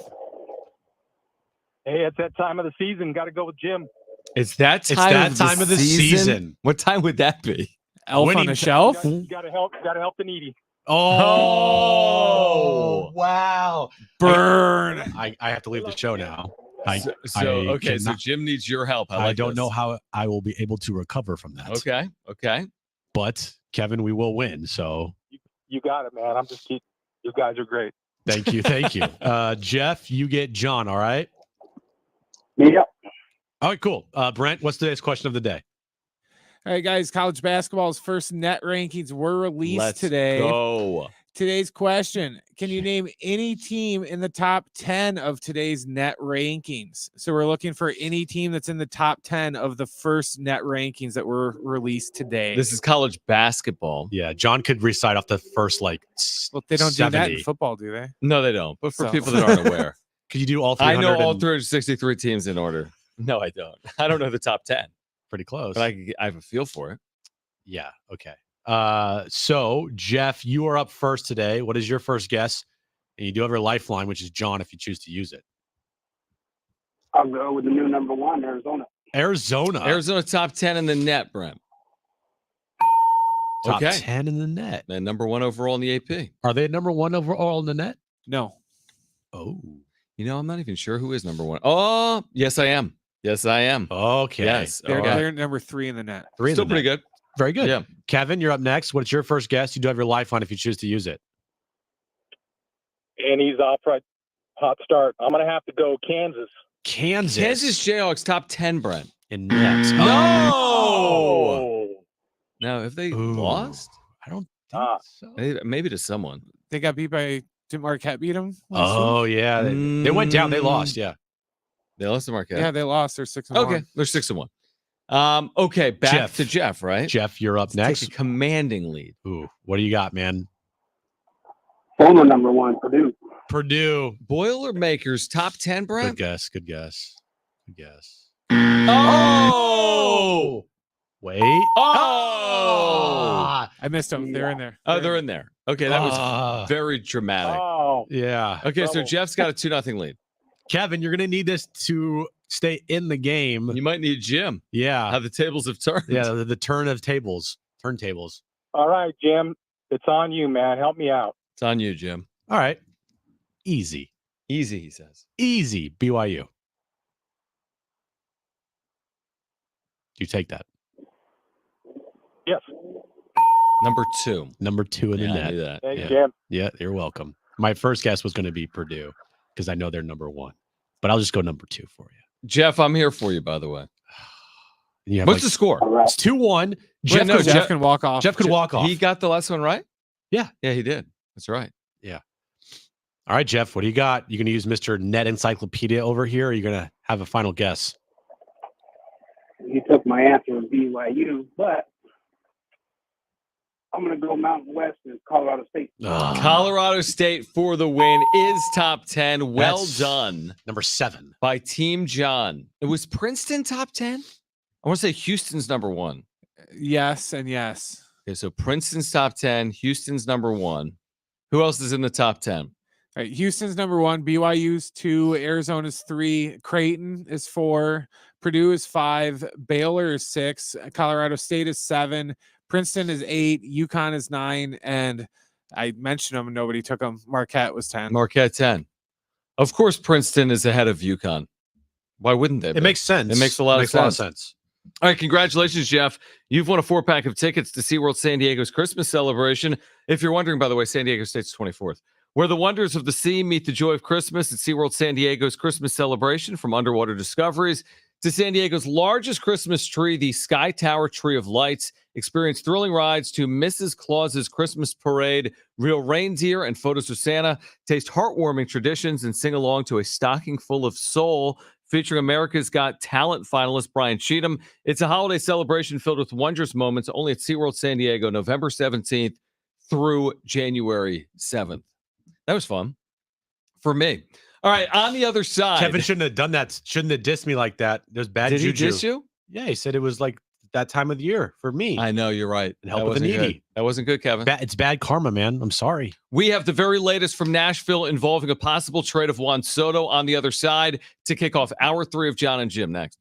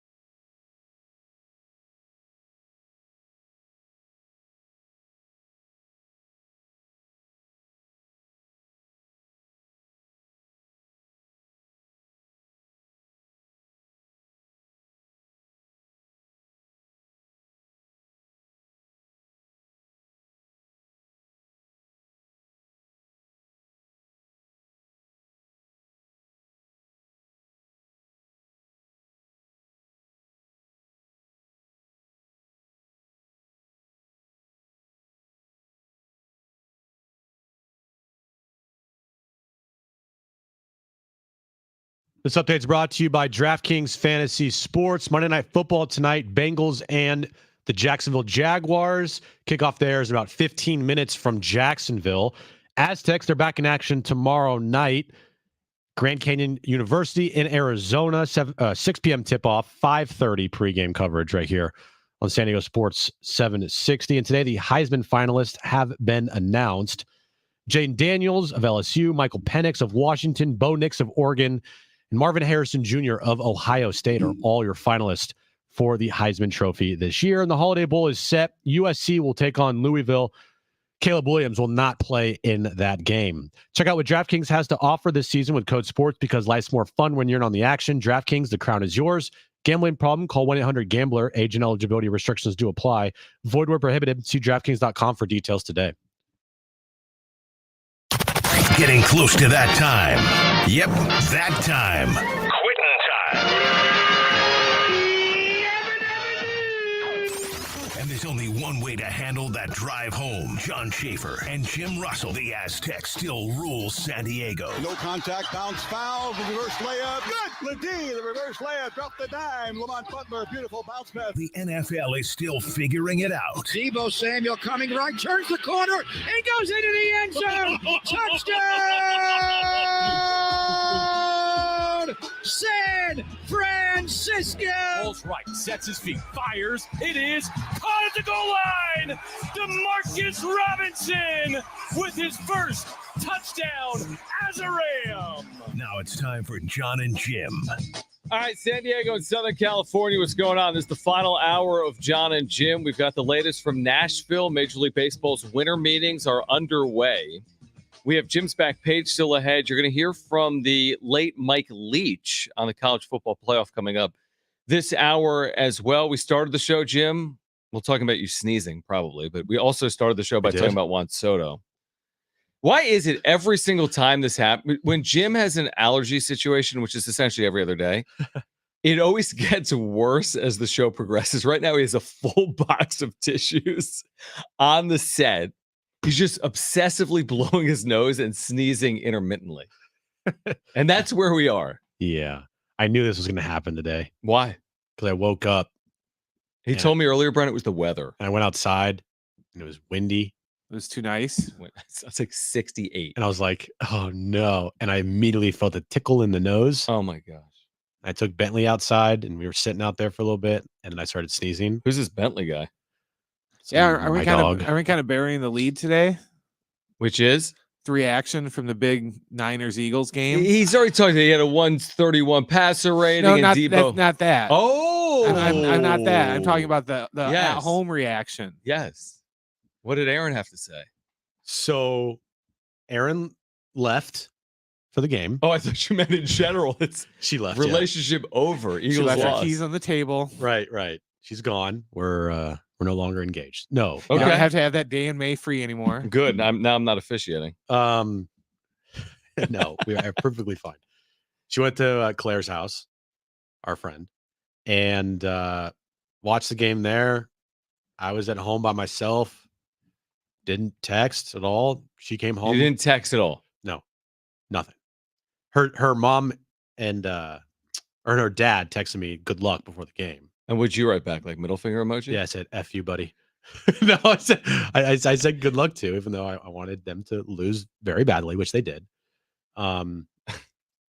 She came home like about an hour after the game ended, and did you say like Eagles suck? I didn't say one word about the Eagles game. No. Really? She didn't say. She didn't say one word about the game. You didn't even. So has it been discussed since then? We haven't mentioned the game at all. You haven't mentioned the game? That's the biggest elephant. Nope. Haven't mentioned the game one time. Wow. No.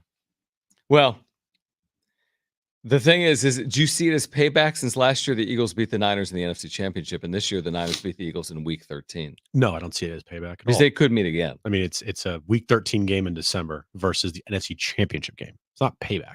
If they faced off in the NFC Championship again, and the Niners won, that's payback. Mm-hmm. Would you guys talk about it then? This game is more like probably not. No, we would not. It'd be way worse. Okay.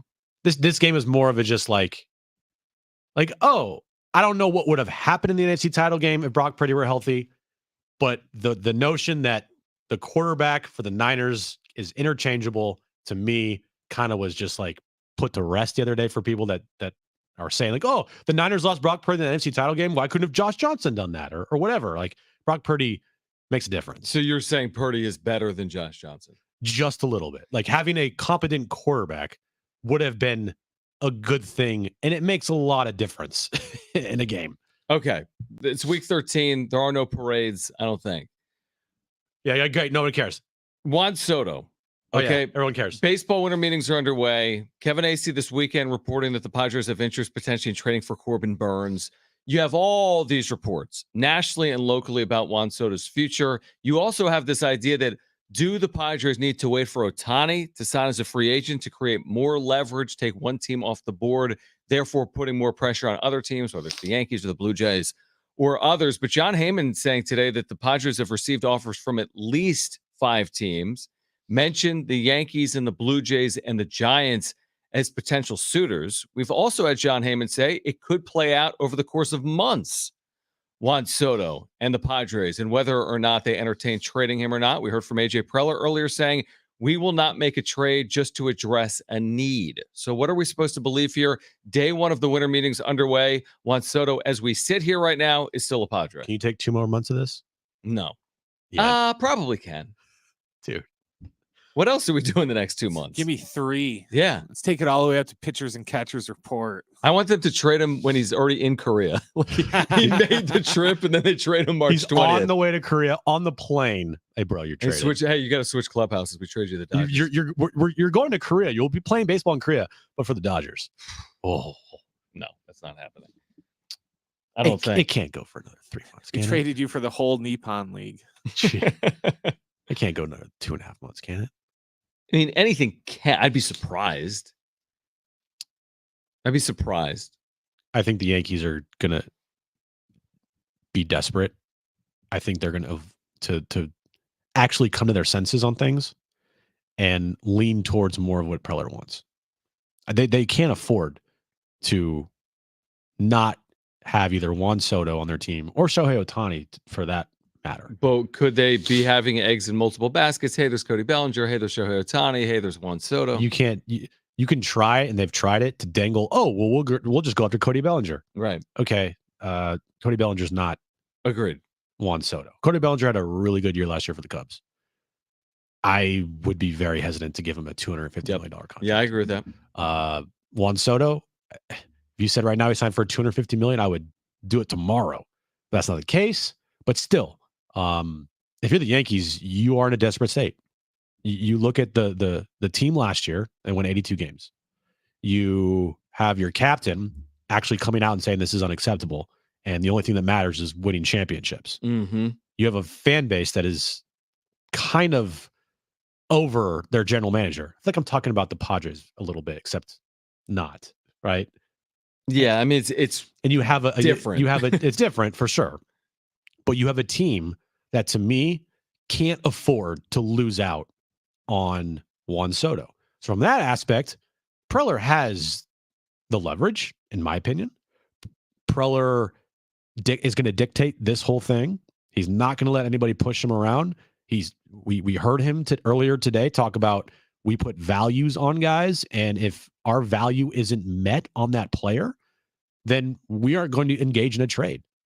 But if a team deems that the value we put on a player is something that they want to do, and as far as trade goes, then we'll engage and we'll probably end up making a trade. But the value they have on Juan Soto is high, rightfully so. And going forward, the Yankees are going to have to give in to make this deal done, because I'm hoping that the Padres won't. I don't know if I believe AJ Preller when he said what he said earlier today at the Major League Baseball Winter Meetings on MLB Network on a high heat with Chris Russo. This was AJ Preller if you missed it earlier. Standpoint, our current team, as you mentioned, I think the biggest hole in need for us is in the rotation with some of the free agent questions that we have. So we'll look at that. That doesn't necessarily mean one player, one deal that we're going to line up that way from a need standpoint. But it's really any of the deals that we talk about. Can we get the value that we feel like we get to? If we get to that point, then we'll look to make a trade on. And if not, we won't make a deal just based on need. Now, also, do you think, John, that Juan Soto is the only guy that they're potentially shopping right now at the winter meetings? Well, definitely no. Definitely no. Who else do you think that they would be potentially would be shopping? Well, hold on. Real quick, the reaction to that sound is we won't make a deal based on need, but they have needs. I think I think what he's saying is we're not going to make a trade to get pitchers if those pitchers don't meet the value of that trade. Just because we need pitchers to fill needs. Okay. I mean, and you can say that December, whatever today is, 4th, and then all of a sudden pitchers and catchers report and you don't have the starting pitching you need. I just don't see, honestly, the Yankees, if Shohei Ohtani doesn't sign with them, just walking away from a deal over Michael King. I just don't see that happening. What was your question? Oh, do I think they're shopping other players? Yeah, but the issue is you can't shop the money that gives you flexibility. They haven't gone to Tatis or Machado or Bogarts, presumably, and said, hey, we want to shop you, and here's why. That's not happening. That the presumption is that's not happening. So what money is there? Trent Grisham, $6 million? Yay. Jake Cronenworth's 80? Good luck. And then Ha-Seong Kim, 7? Like, you're going to go move Ha-Seong Kim to free up $7 million. Now you get a return. Yeah. And maybe a very good one, but I'm not moving Ha-Seong Kim to free up 7. I'd move Trent Grisham to free up 6, but you need a suitor, and I'd move Jake Cronenworth to free up, 11 a year or 80 over the next 7 years. But again, it's like, good luck. So, yeah, I'm sure they'd love to move other players, but the most realistic player that they could move is the guy with the highest upside and their best player. That's Juan Soto. Who else are they moving besides him or Ha-Seong Kim? And even Kim, man, that's right. Don't you see it? Like, he's got 1 year at 7, and now you're going to go move him? Well, the thought process there is you potentially selling high so you can get more value out of him. Okay. And you have Jackson Merrill. Yeah. Okay. And you're going to need a spot for him. How's that going to go over? I don't know. They're in a really just tough position. Like Darvish, I mean, good luck. Yeah. And again, you need pitching. A lot of pitching. So it's like you're going to move Darvish, and how? Who wants to take on $100 million Yu Darvish? I just think that AJ's stubborn in this sense, and it's not a bad thing at all. Mm-hmm. Like when it comes to trades, that's just I think who he's going to be. He's not going to give in. I said that's one thing about AJ that you can be positive about is when it comes to trades, like rarely has he given in. Right. You could say that he maybe gave in to the Juan Soto deal, but he got Juan Soto. Right. So like, okay, you got the best player. Yep. I'm trying to think, and just off the top of my head, and I could be wrong, but a majority of the trades that he has made, especially recently, I don't feel like he's given it at all. Yeah, and I feel like he's played both sides of the coin. Like he's been the guy to acquire high-level major league talent. Yeah. Soto, Snell, Darvish, right, goes on. But he's also been the 2015-16 Preller, sell off parts. Well, that was also, get younger, yeah. Trade for I'm saying he's traded for prospects. He's also traded for major league ready talent over the course of these last 9 years. Well, over the last 9 years, there's a lot of things that Preller continues to do over and over and over again that have really hurt this franchise. But there are things that Preller has done over the 9 years that he has changed on and that he has hopefully learned from. I mean, if you're the same person you were 10 years ago, like that's a reflection on you. That's a bad reflection on you, especially if you're the same general manager you were 10 years ago. Yeah, he's been tasked with different goals. Correct. Yeah, right? absolutely. Like, he literally, he tried to catch lightning in a bottle early. It didn't work. He sold off parts. Then there was the rebuild. Then there was the high investment and spending from Peter. And now there's this like middle ground moment where they're shedding payroll. They still want to win. They still have superstars. And can they win by keeping Juan Soto, or do they need to move him? Like, this is the first time he's trying to catch the middle. Yeah. It's like, this isn't a rebuild. This isn't a top 3 payroll. It's going to be somewhere in between. And how does he like navigate that? I view a couple players on this team that like gots to go. Okay. Who? Well, one of them is Trent Grisham. Like, okay, that's a gots to go situation. You need to move off Trent Grisham now.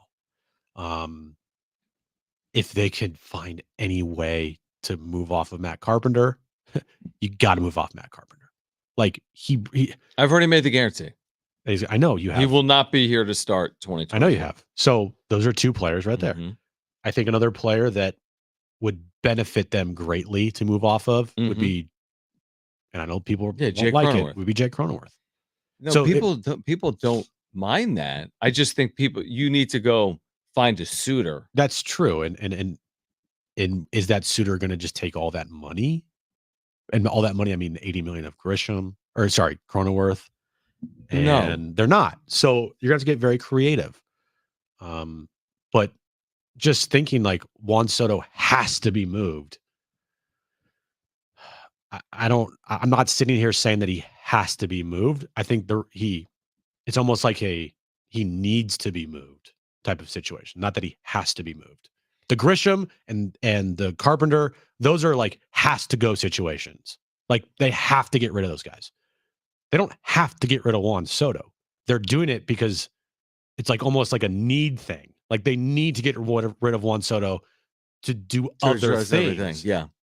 Yeah, no, I see that as well. I just think the more it's setting in that the only way to accomplish rounding out a roster is to free up money. And the only way to free up real money is to move Juan Soto. As kind of ridiculous as that is. Sucks. I mean, whoever would have seen this? I mean, they trade whenever it is, late July, 1st of August, a year and a half ago, less than that, for Juan Soto, and literally say, I mean, their GM says we did it because of the value of 3 pennant races, and he's been in 1 for the Padres. And then you're going to trade him? Like, that is a huge, and I've said this before, you've heard me say, it's a huge miscalculation, like massive. Yeah. To trade for Juan Soto and get to the postseason one time with him when your goal was 3 or more because you thought you had a chance to extend him is such a miss, but it is what it is. And they've had the miss, and now it's like, you probably have to move on because you just can't win without a well-rounded roster. Look at 2023.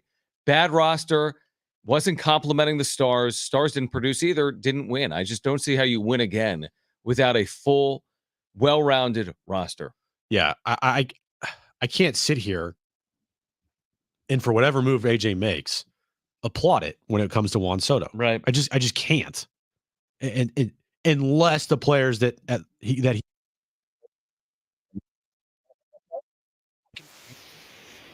turns out to be great. But the initial aftermath of everything, there's no way in hell I can sit here in good faith and applaud a deal that involves you moving off Juan Soto because you created this problem.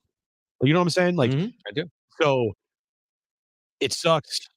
I've said it. I want this resolution to happen because I feel like for this organization, it needs to happen for them to move forward. I don't see how they can wait 2.5 months or a month and a half. But when the headlines on MLB Network on day 1 of the winter meetings is Shohei Ohtani's holding up the free agent market, I know Soto's not a free agent, but your 2 biggest impact bats right now, because Ohtani's not pitching, your biggest impact bats are Ohtani 1, Soto 2. It's all part. I mean, it is all part of negotiations too. Like, oh, you're not going to give us what we want? Fine, we'll just keep him. No, but the point being that once Ohtani picks his landing spot, doesn't that drum up interest in Juan Soto even to a greater degree? Because if there were 10 teams in on Ohtani, he lands with one of them. Let's just say the Dodgers, hypothetically. Well, now the Giants and the Yankees and whomever else, the Blue Jays, have missed out on Shohei Ohtani. Well, they still have to address needs. They still have similar needs. They're trying to address their lineup.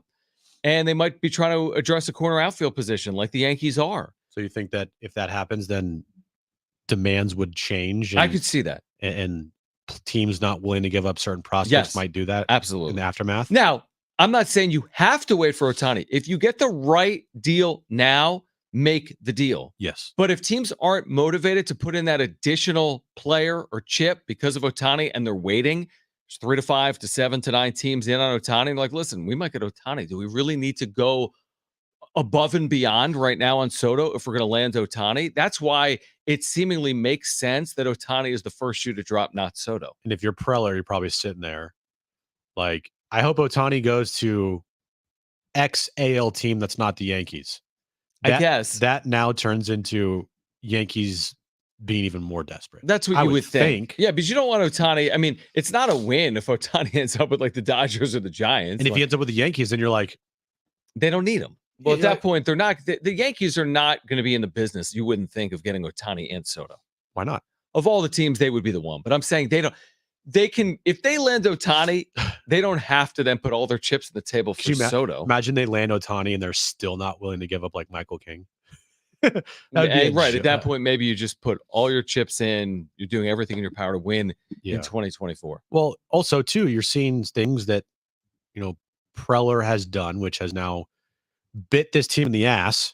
Going all in, paying a bunch of money to free agents, and just a year later it failing.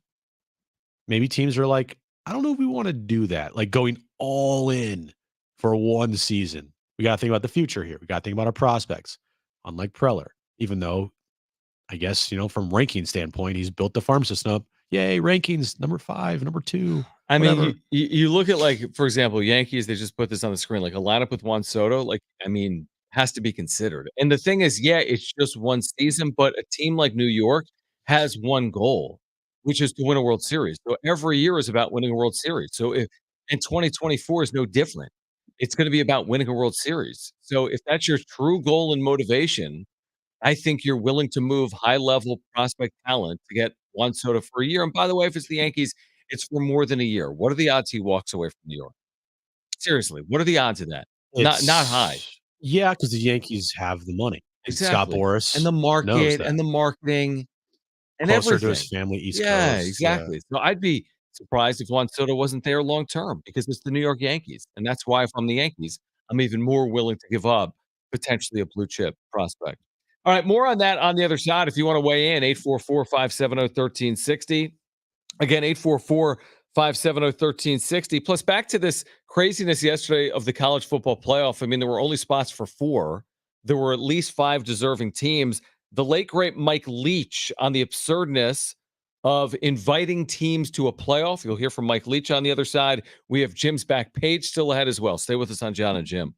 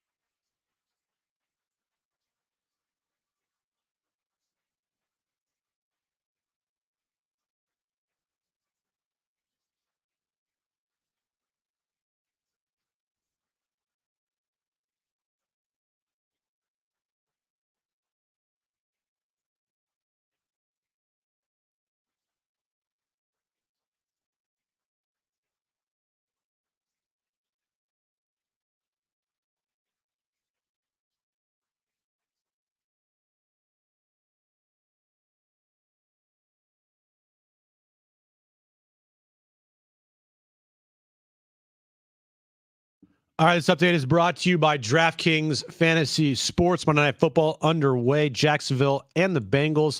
Still in the first quarter there. It is scoreless in Jacksonville. Aztecs basketball returns tomorrow night versus Grand Canyon University in Arizona. 6 p.m. tip-off. 5:30 is when our pregame coverage starts right here on San Diego Sports 760. The Heisman finalists have been announced, as I find it here on my sheet. Jaden Daniels, Michael Penix, Bo Nix, and Marvin Harrison Jr. are your finalists.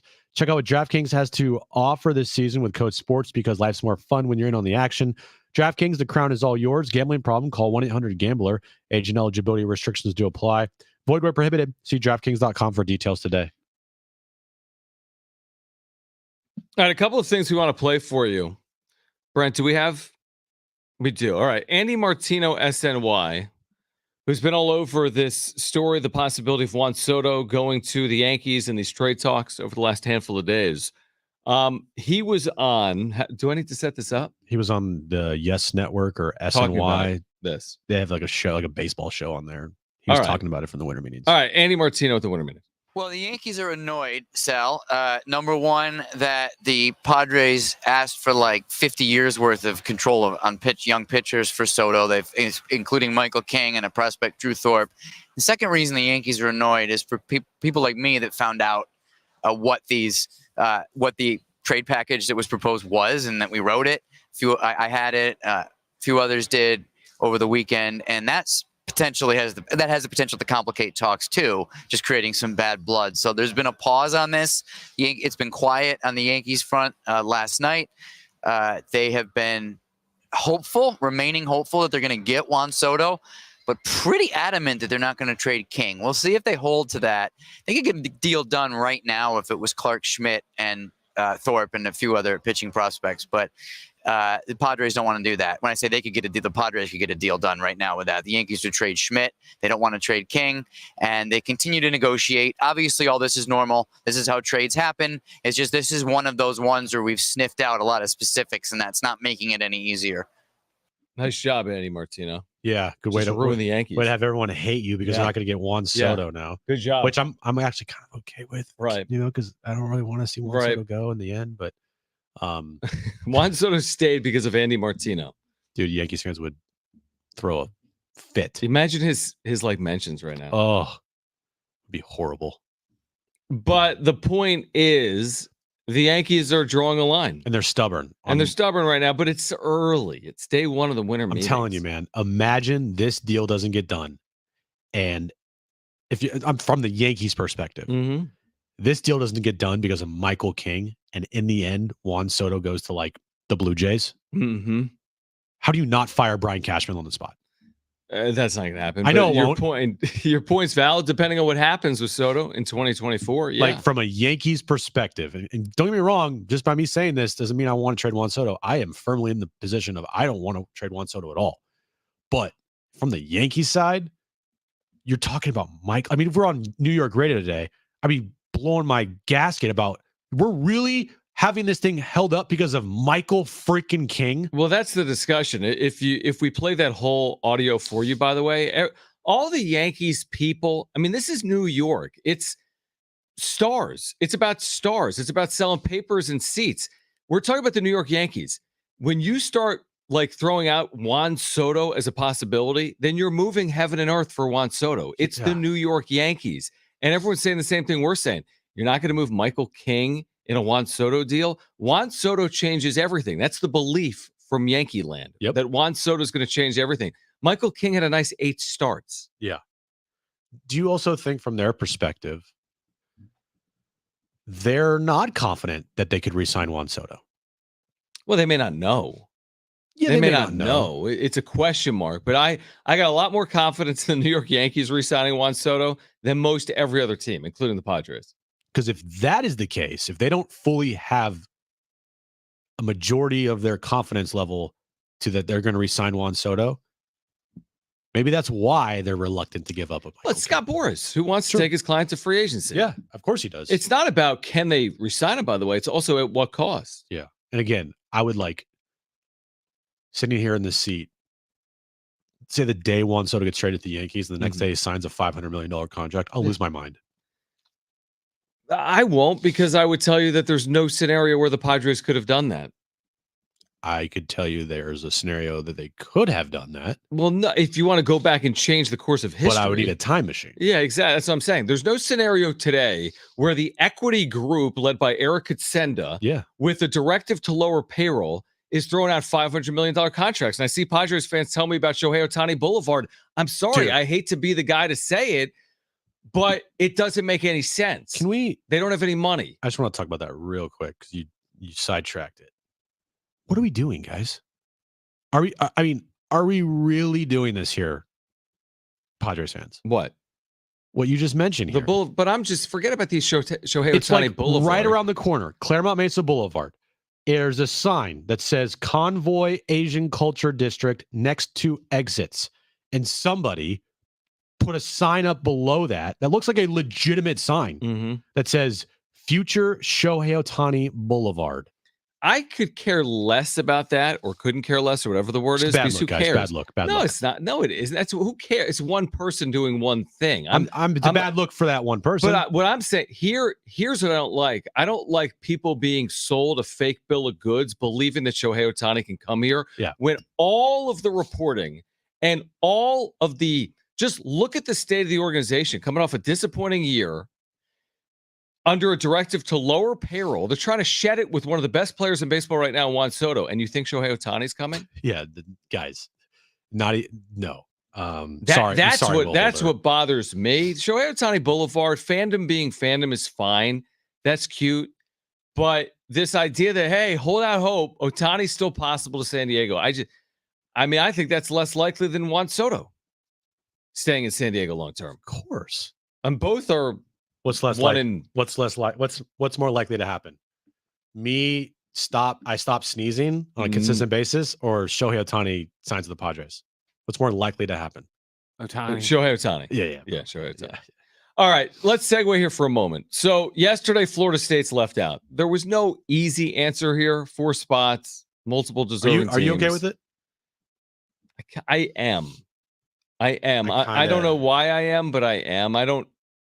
I'm not overly concerned about it. I didn't like Liberty with the worst strength of schedule in football getting the New Year's 6 bid over SMU, who played all kinds of people all year long. Yeah. That I didn't like. That was bad. But Florida State, without their quarterback being left out, again, someone had to be left out. It's stupid. Now we're going to expand it to 12, so this isn't going to happen in the future. But this is the problem with committees and invitationals. And that's what Mike Leach said many years ago. Take a listen to this. We're American. We love committees. Let's get us a committee. Well, who should be on the committee? Well, I don't know. This guy's a good guy. Let's have him on the committee. Well, there's people on the committee that don't even have remote associations with football, nor have they at any level other than being a fan. But you know what? Let's have them on a committee. Why not? And then we'll decide which 4 teams should go. Because you know why? We don't need to solve this on the field because we're the ones that know. And then, if we're going to do it that way, we should just ask them at the beginning of the season, just go ahead and you guys vote on it, figure out 1, 2, 3, and 4, and why even have the games? How can you call it a playoff when there's 4 teams? Conference champions don't even necessarily make the playoffs because you know why? Because the committee knew better. Wow, he called that, and rest in peace there. Yeah. Mike Leach, he was spot on with that. And that's always been the issue with the playoff. There's 5 power leagues, or there were 4 spots. You were asking for trouble. The committee yesterday didn't put in Alabama because they thought they were more deserving. They put in Alabama because they don't think Florida State is as good as them, which is probably true. Probably, and we'll find out on the Sugar Bowl. I think it is. Alabama's in the Sugar. No. Florida State. I'm talking about. They're playing Georgia. Will we find out though? But now they're not in the playoff.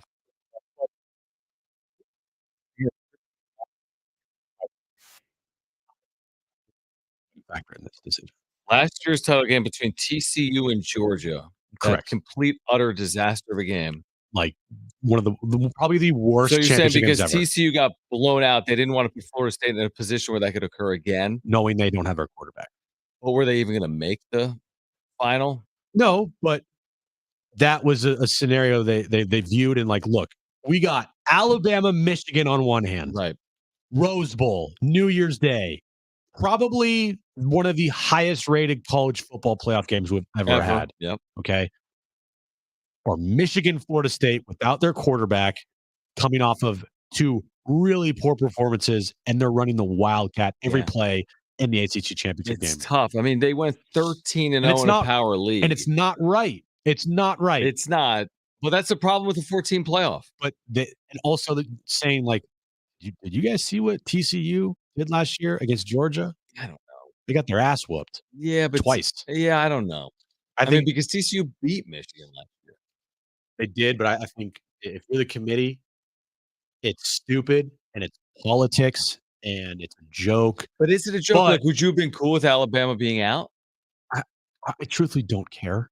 Well, wouldn't people say the same thing? Like, how could you have Alabama out? They just beat the number one team. From a viewer standpoint, I'd prefer Michigan, Alabama. Right. Yeah, definitely. It'll be probably a better game. Yeah, and that's probably what the committee's thinking. And that's not like what the committee should be about. But again, the problem is the committee was screwed either way.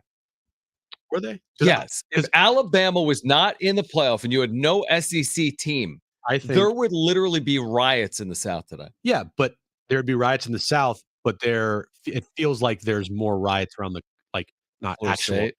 Because if you put Florida State in, Mm-hmm. here's the committee's argument. Well, they're an undefeated Power 5 team, right? That just won their conference championship. That's never happened before where we left that team out. So, Texas beat Alabama. That game should matter. Mm-hmm. And, Alabama might have the best win of anybody this year, number one, Georgia. At the same time, hard to argue the stats here. And I guarantee you, there would be outrage for like 10 minutes. And by 10 minutes, I mean like a day. If what? If Florida State got in over Alabama. And eventually, no, people would be like, well, you know what? Yeah, Florida State's undefeated. I understand that. No, you're underestimating the power of the brand of Alabama and the conference of the SEC. I'm talking about nationally, not SEC land. But SEC land is college football. Okay, fine. And I'm with you. I'm not saying that makes it right, but there's like this birthright for an SEC team to be in the playoff.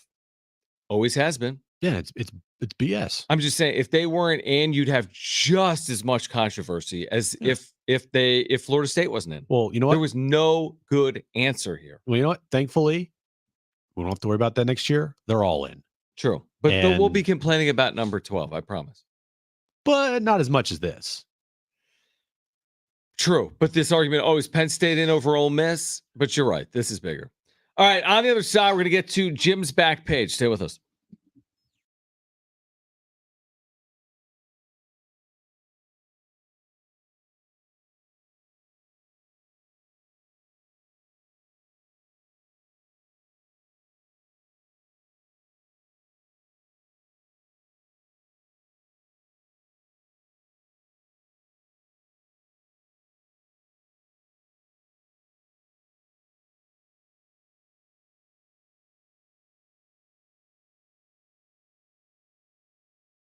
Hey guys, it's Schaefer. We've been telling you throughout the football season into hoop season about Windmill Farms, our friends over in the college area. They've been in the grocery business for so long, decades now. Trevor and his family supporting local businesses from Harris Ranch to Mr. G's Salsa. It's such a good spot, centrally located for whatever you need. Maybe it's during your Monday through Friday, you're looking for a lunch spot. It's a great lunch spot. You pick up your sandwiches there, get a sandwich card. Your 8th sandwich is free. They've got an amazing selection at their deli. They have low prices, high quality ingredients. I love going over there for lunch, but it's more than that. Maybe you need to get ready for your game day needs over the course of a weekend. They've got you covered. Produce and meats, farm fresh, organic.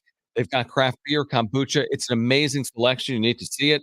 And they've got that deli I've been telling you about. They're centrally located off Del Cerro Boulevard, right by San Diego State. They're family owned, serving San Diegans for over 20 years. If you don't live or work near the college area, no problem. You can find Windmill Farms on Instacart. Have your groceries delivered directly to your doorstep there. Also, they've got weekly specials Check them out at windmillfarmsmarket.com.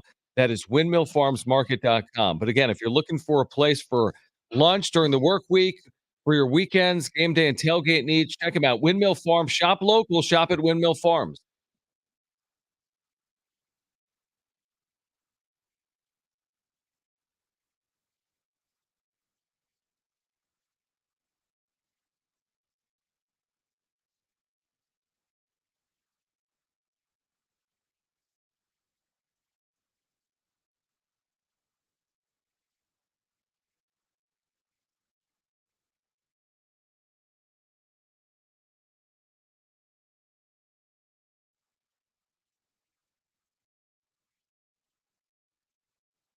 All right, we're gonna get to a super chat here. Brenham, are we good? Um, you're the man, guys. Thanks for hanging out today. Whether you're here live or on replay, appreciate the super chats, super thanks for the channel. Subscribe. It's gonna be a busy couple of days talking winter meetings. So make sure to subscribe. Murray, thank you. He says, Jim, they put in Alabama because they took an SEC would not have gotten a team in. Period. Jim. Yeah, SEC rules college football, plain and simple. Yeah, and I mean, some of it is with merit. They've won a lot of national championships. They've had some of the good teams in college football history, all-time history. I understand they lost a game at home. They did in week 2 to Texas, but I mean, it's hard to argue that Alabama isn't playing among the better football in the nation. This was always going to be a bad situation. But once Alabama beat Georgia, they were in a pickle. Oh, that was the worst case scenario. Right? The worst case scenario was Alabama winning. And it all would have been fine if Auburn could have stopped a 4th and 31. 4th and goal from the 31. Yeah, so this idea that Alabama's clearly better than Florida State, good point. I mean, they had to beat Auburn in that manner. They won it like South Florida this year by what, 2 touchdowns? I mean, it hasn't been the easiest of seasons for Alabama, but they've got good quarterbacks right now, and they just the number 1 team in the country. It's tough to keep. Murray, thank you, man. Thanks, Murray. We'll be back in a moment. Appreciate you guys. And Jim's dying over here. Yeah. This is what you miss at the breaks. Him like, sneezing. Yeah.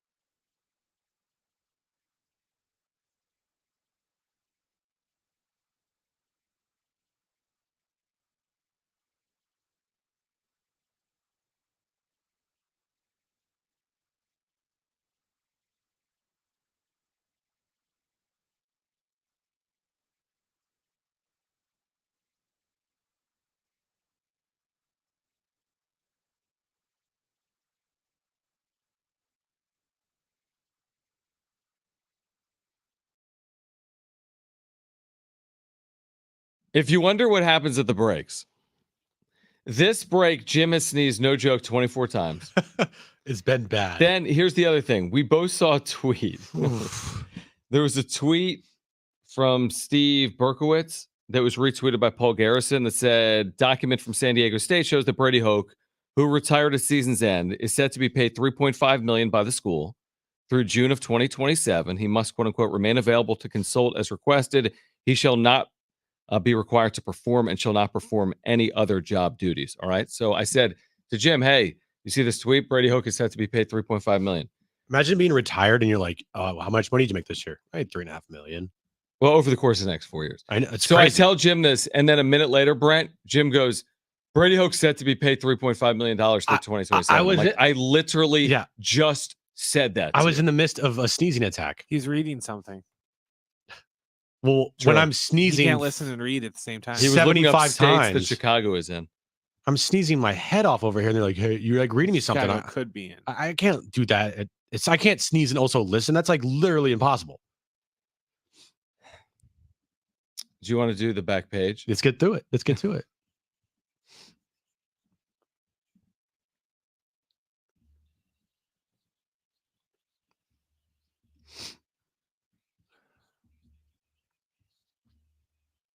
All right, we'll start here with the national word of the year, according to the Oxford University Press.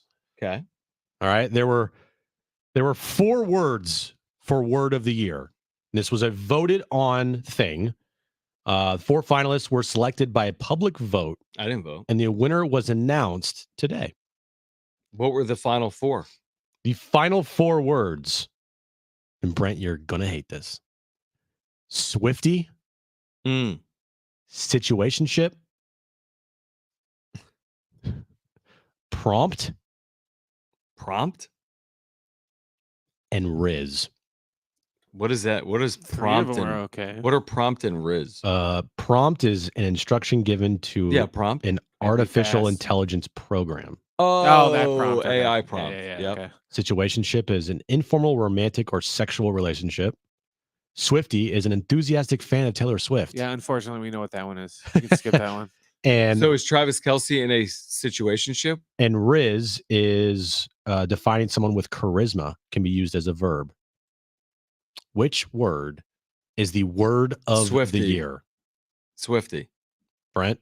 Probably Swifty. The word of the year is Riz. Really? Yep. I'm almost surprised it's not prompt with all the AI talk over the last At least year. it's not Swifty. True. Yeah. That's a win. Hey, did you know Taylor Swift is dating Travis Kelce? They showed her on TV last night. Do you know that Hulu has already made a Taylor Swift and Travis Kelce like special? About their situationship? Yeah, pretty much. Okay. John, did you know that it is National Cookie Day? And there are places that you can get cookies for reduced prices. I didn't know that. Here are some places that you can get cookies for reduced prices. All right. Insomnia Cookies. Okay. Is offering customers a free cookie. Is this today? This is So today. you're telling people about cookie deals today at 6 p.m.? Circle K, Fat Burger, Johnny Rockets, Real Cookies, and Subway is also launching their foot-long and select areas in Chicago, Dallas, Miami, and New York locations before it becomes a nationwide thing later in December. Hey, when I think Fat Burger, I don't really think, hey, cookies. Nothing like a cookie special at 6 p.m. Also, Kobe Bryant's last road game uniform sold in an auction yesterday for $486,000. Was that in-season tournament game? No, it wasn't actually. But if it was, it would have It'd gone be for more. like $3.4 million. I agree. All right. If you missed anything today, sportssd.com, iHeartRadio app, iTunes, TuneIn Radio, Spotify. Find us on YouTube. Search for Jon and Jim 760. If you're listening to the podcast, please leave a review as well. Find us on social media at Jon and Jim, JONANDJIM. Back tomorrow at 3. Much more from the winter meetings. Kevin Acey will join the show at some point, either Tuesday or Wednesday as well. For Brent and Jim, I'm Jon. Keep it here at San Diego Sports 760. Okay, peace out. Bye. Achoo.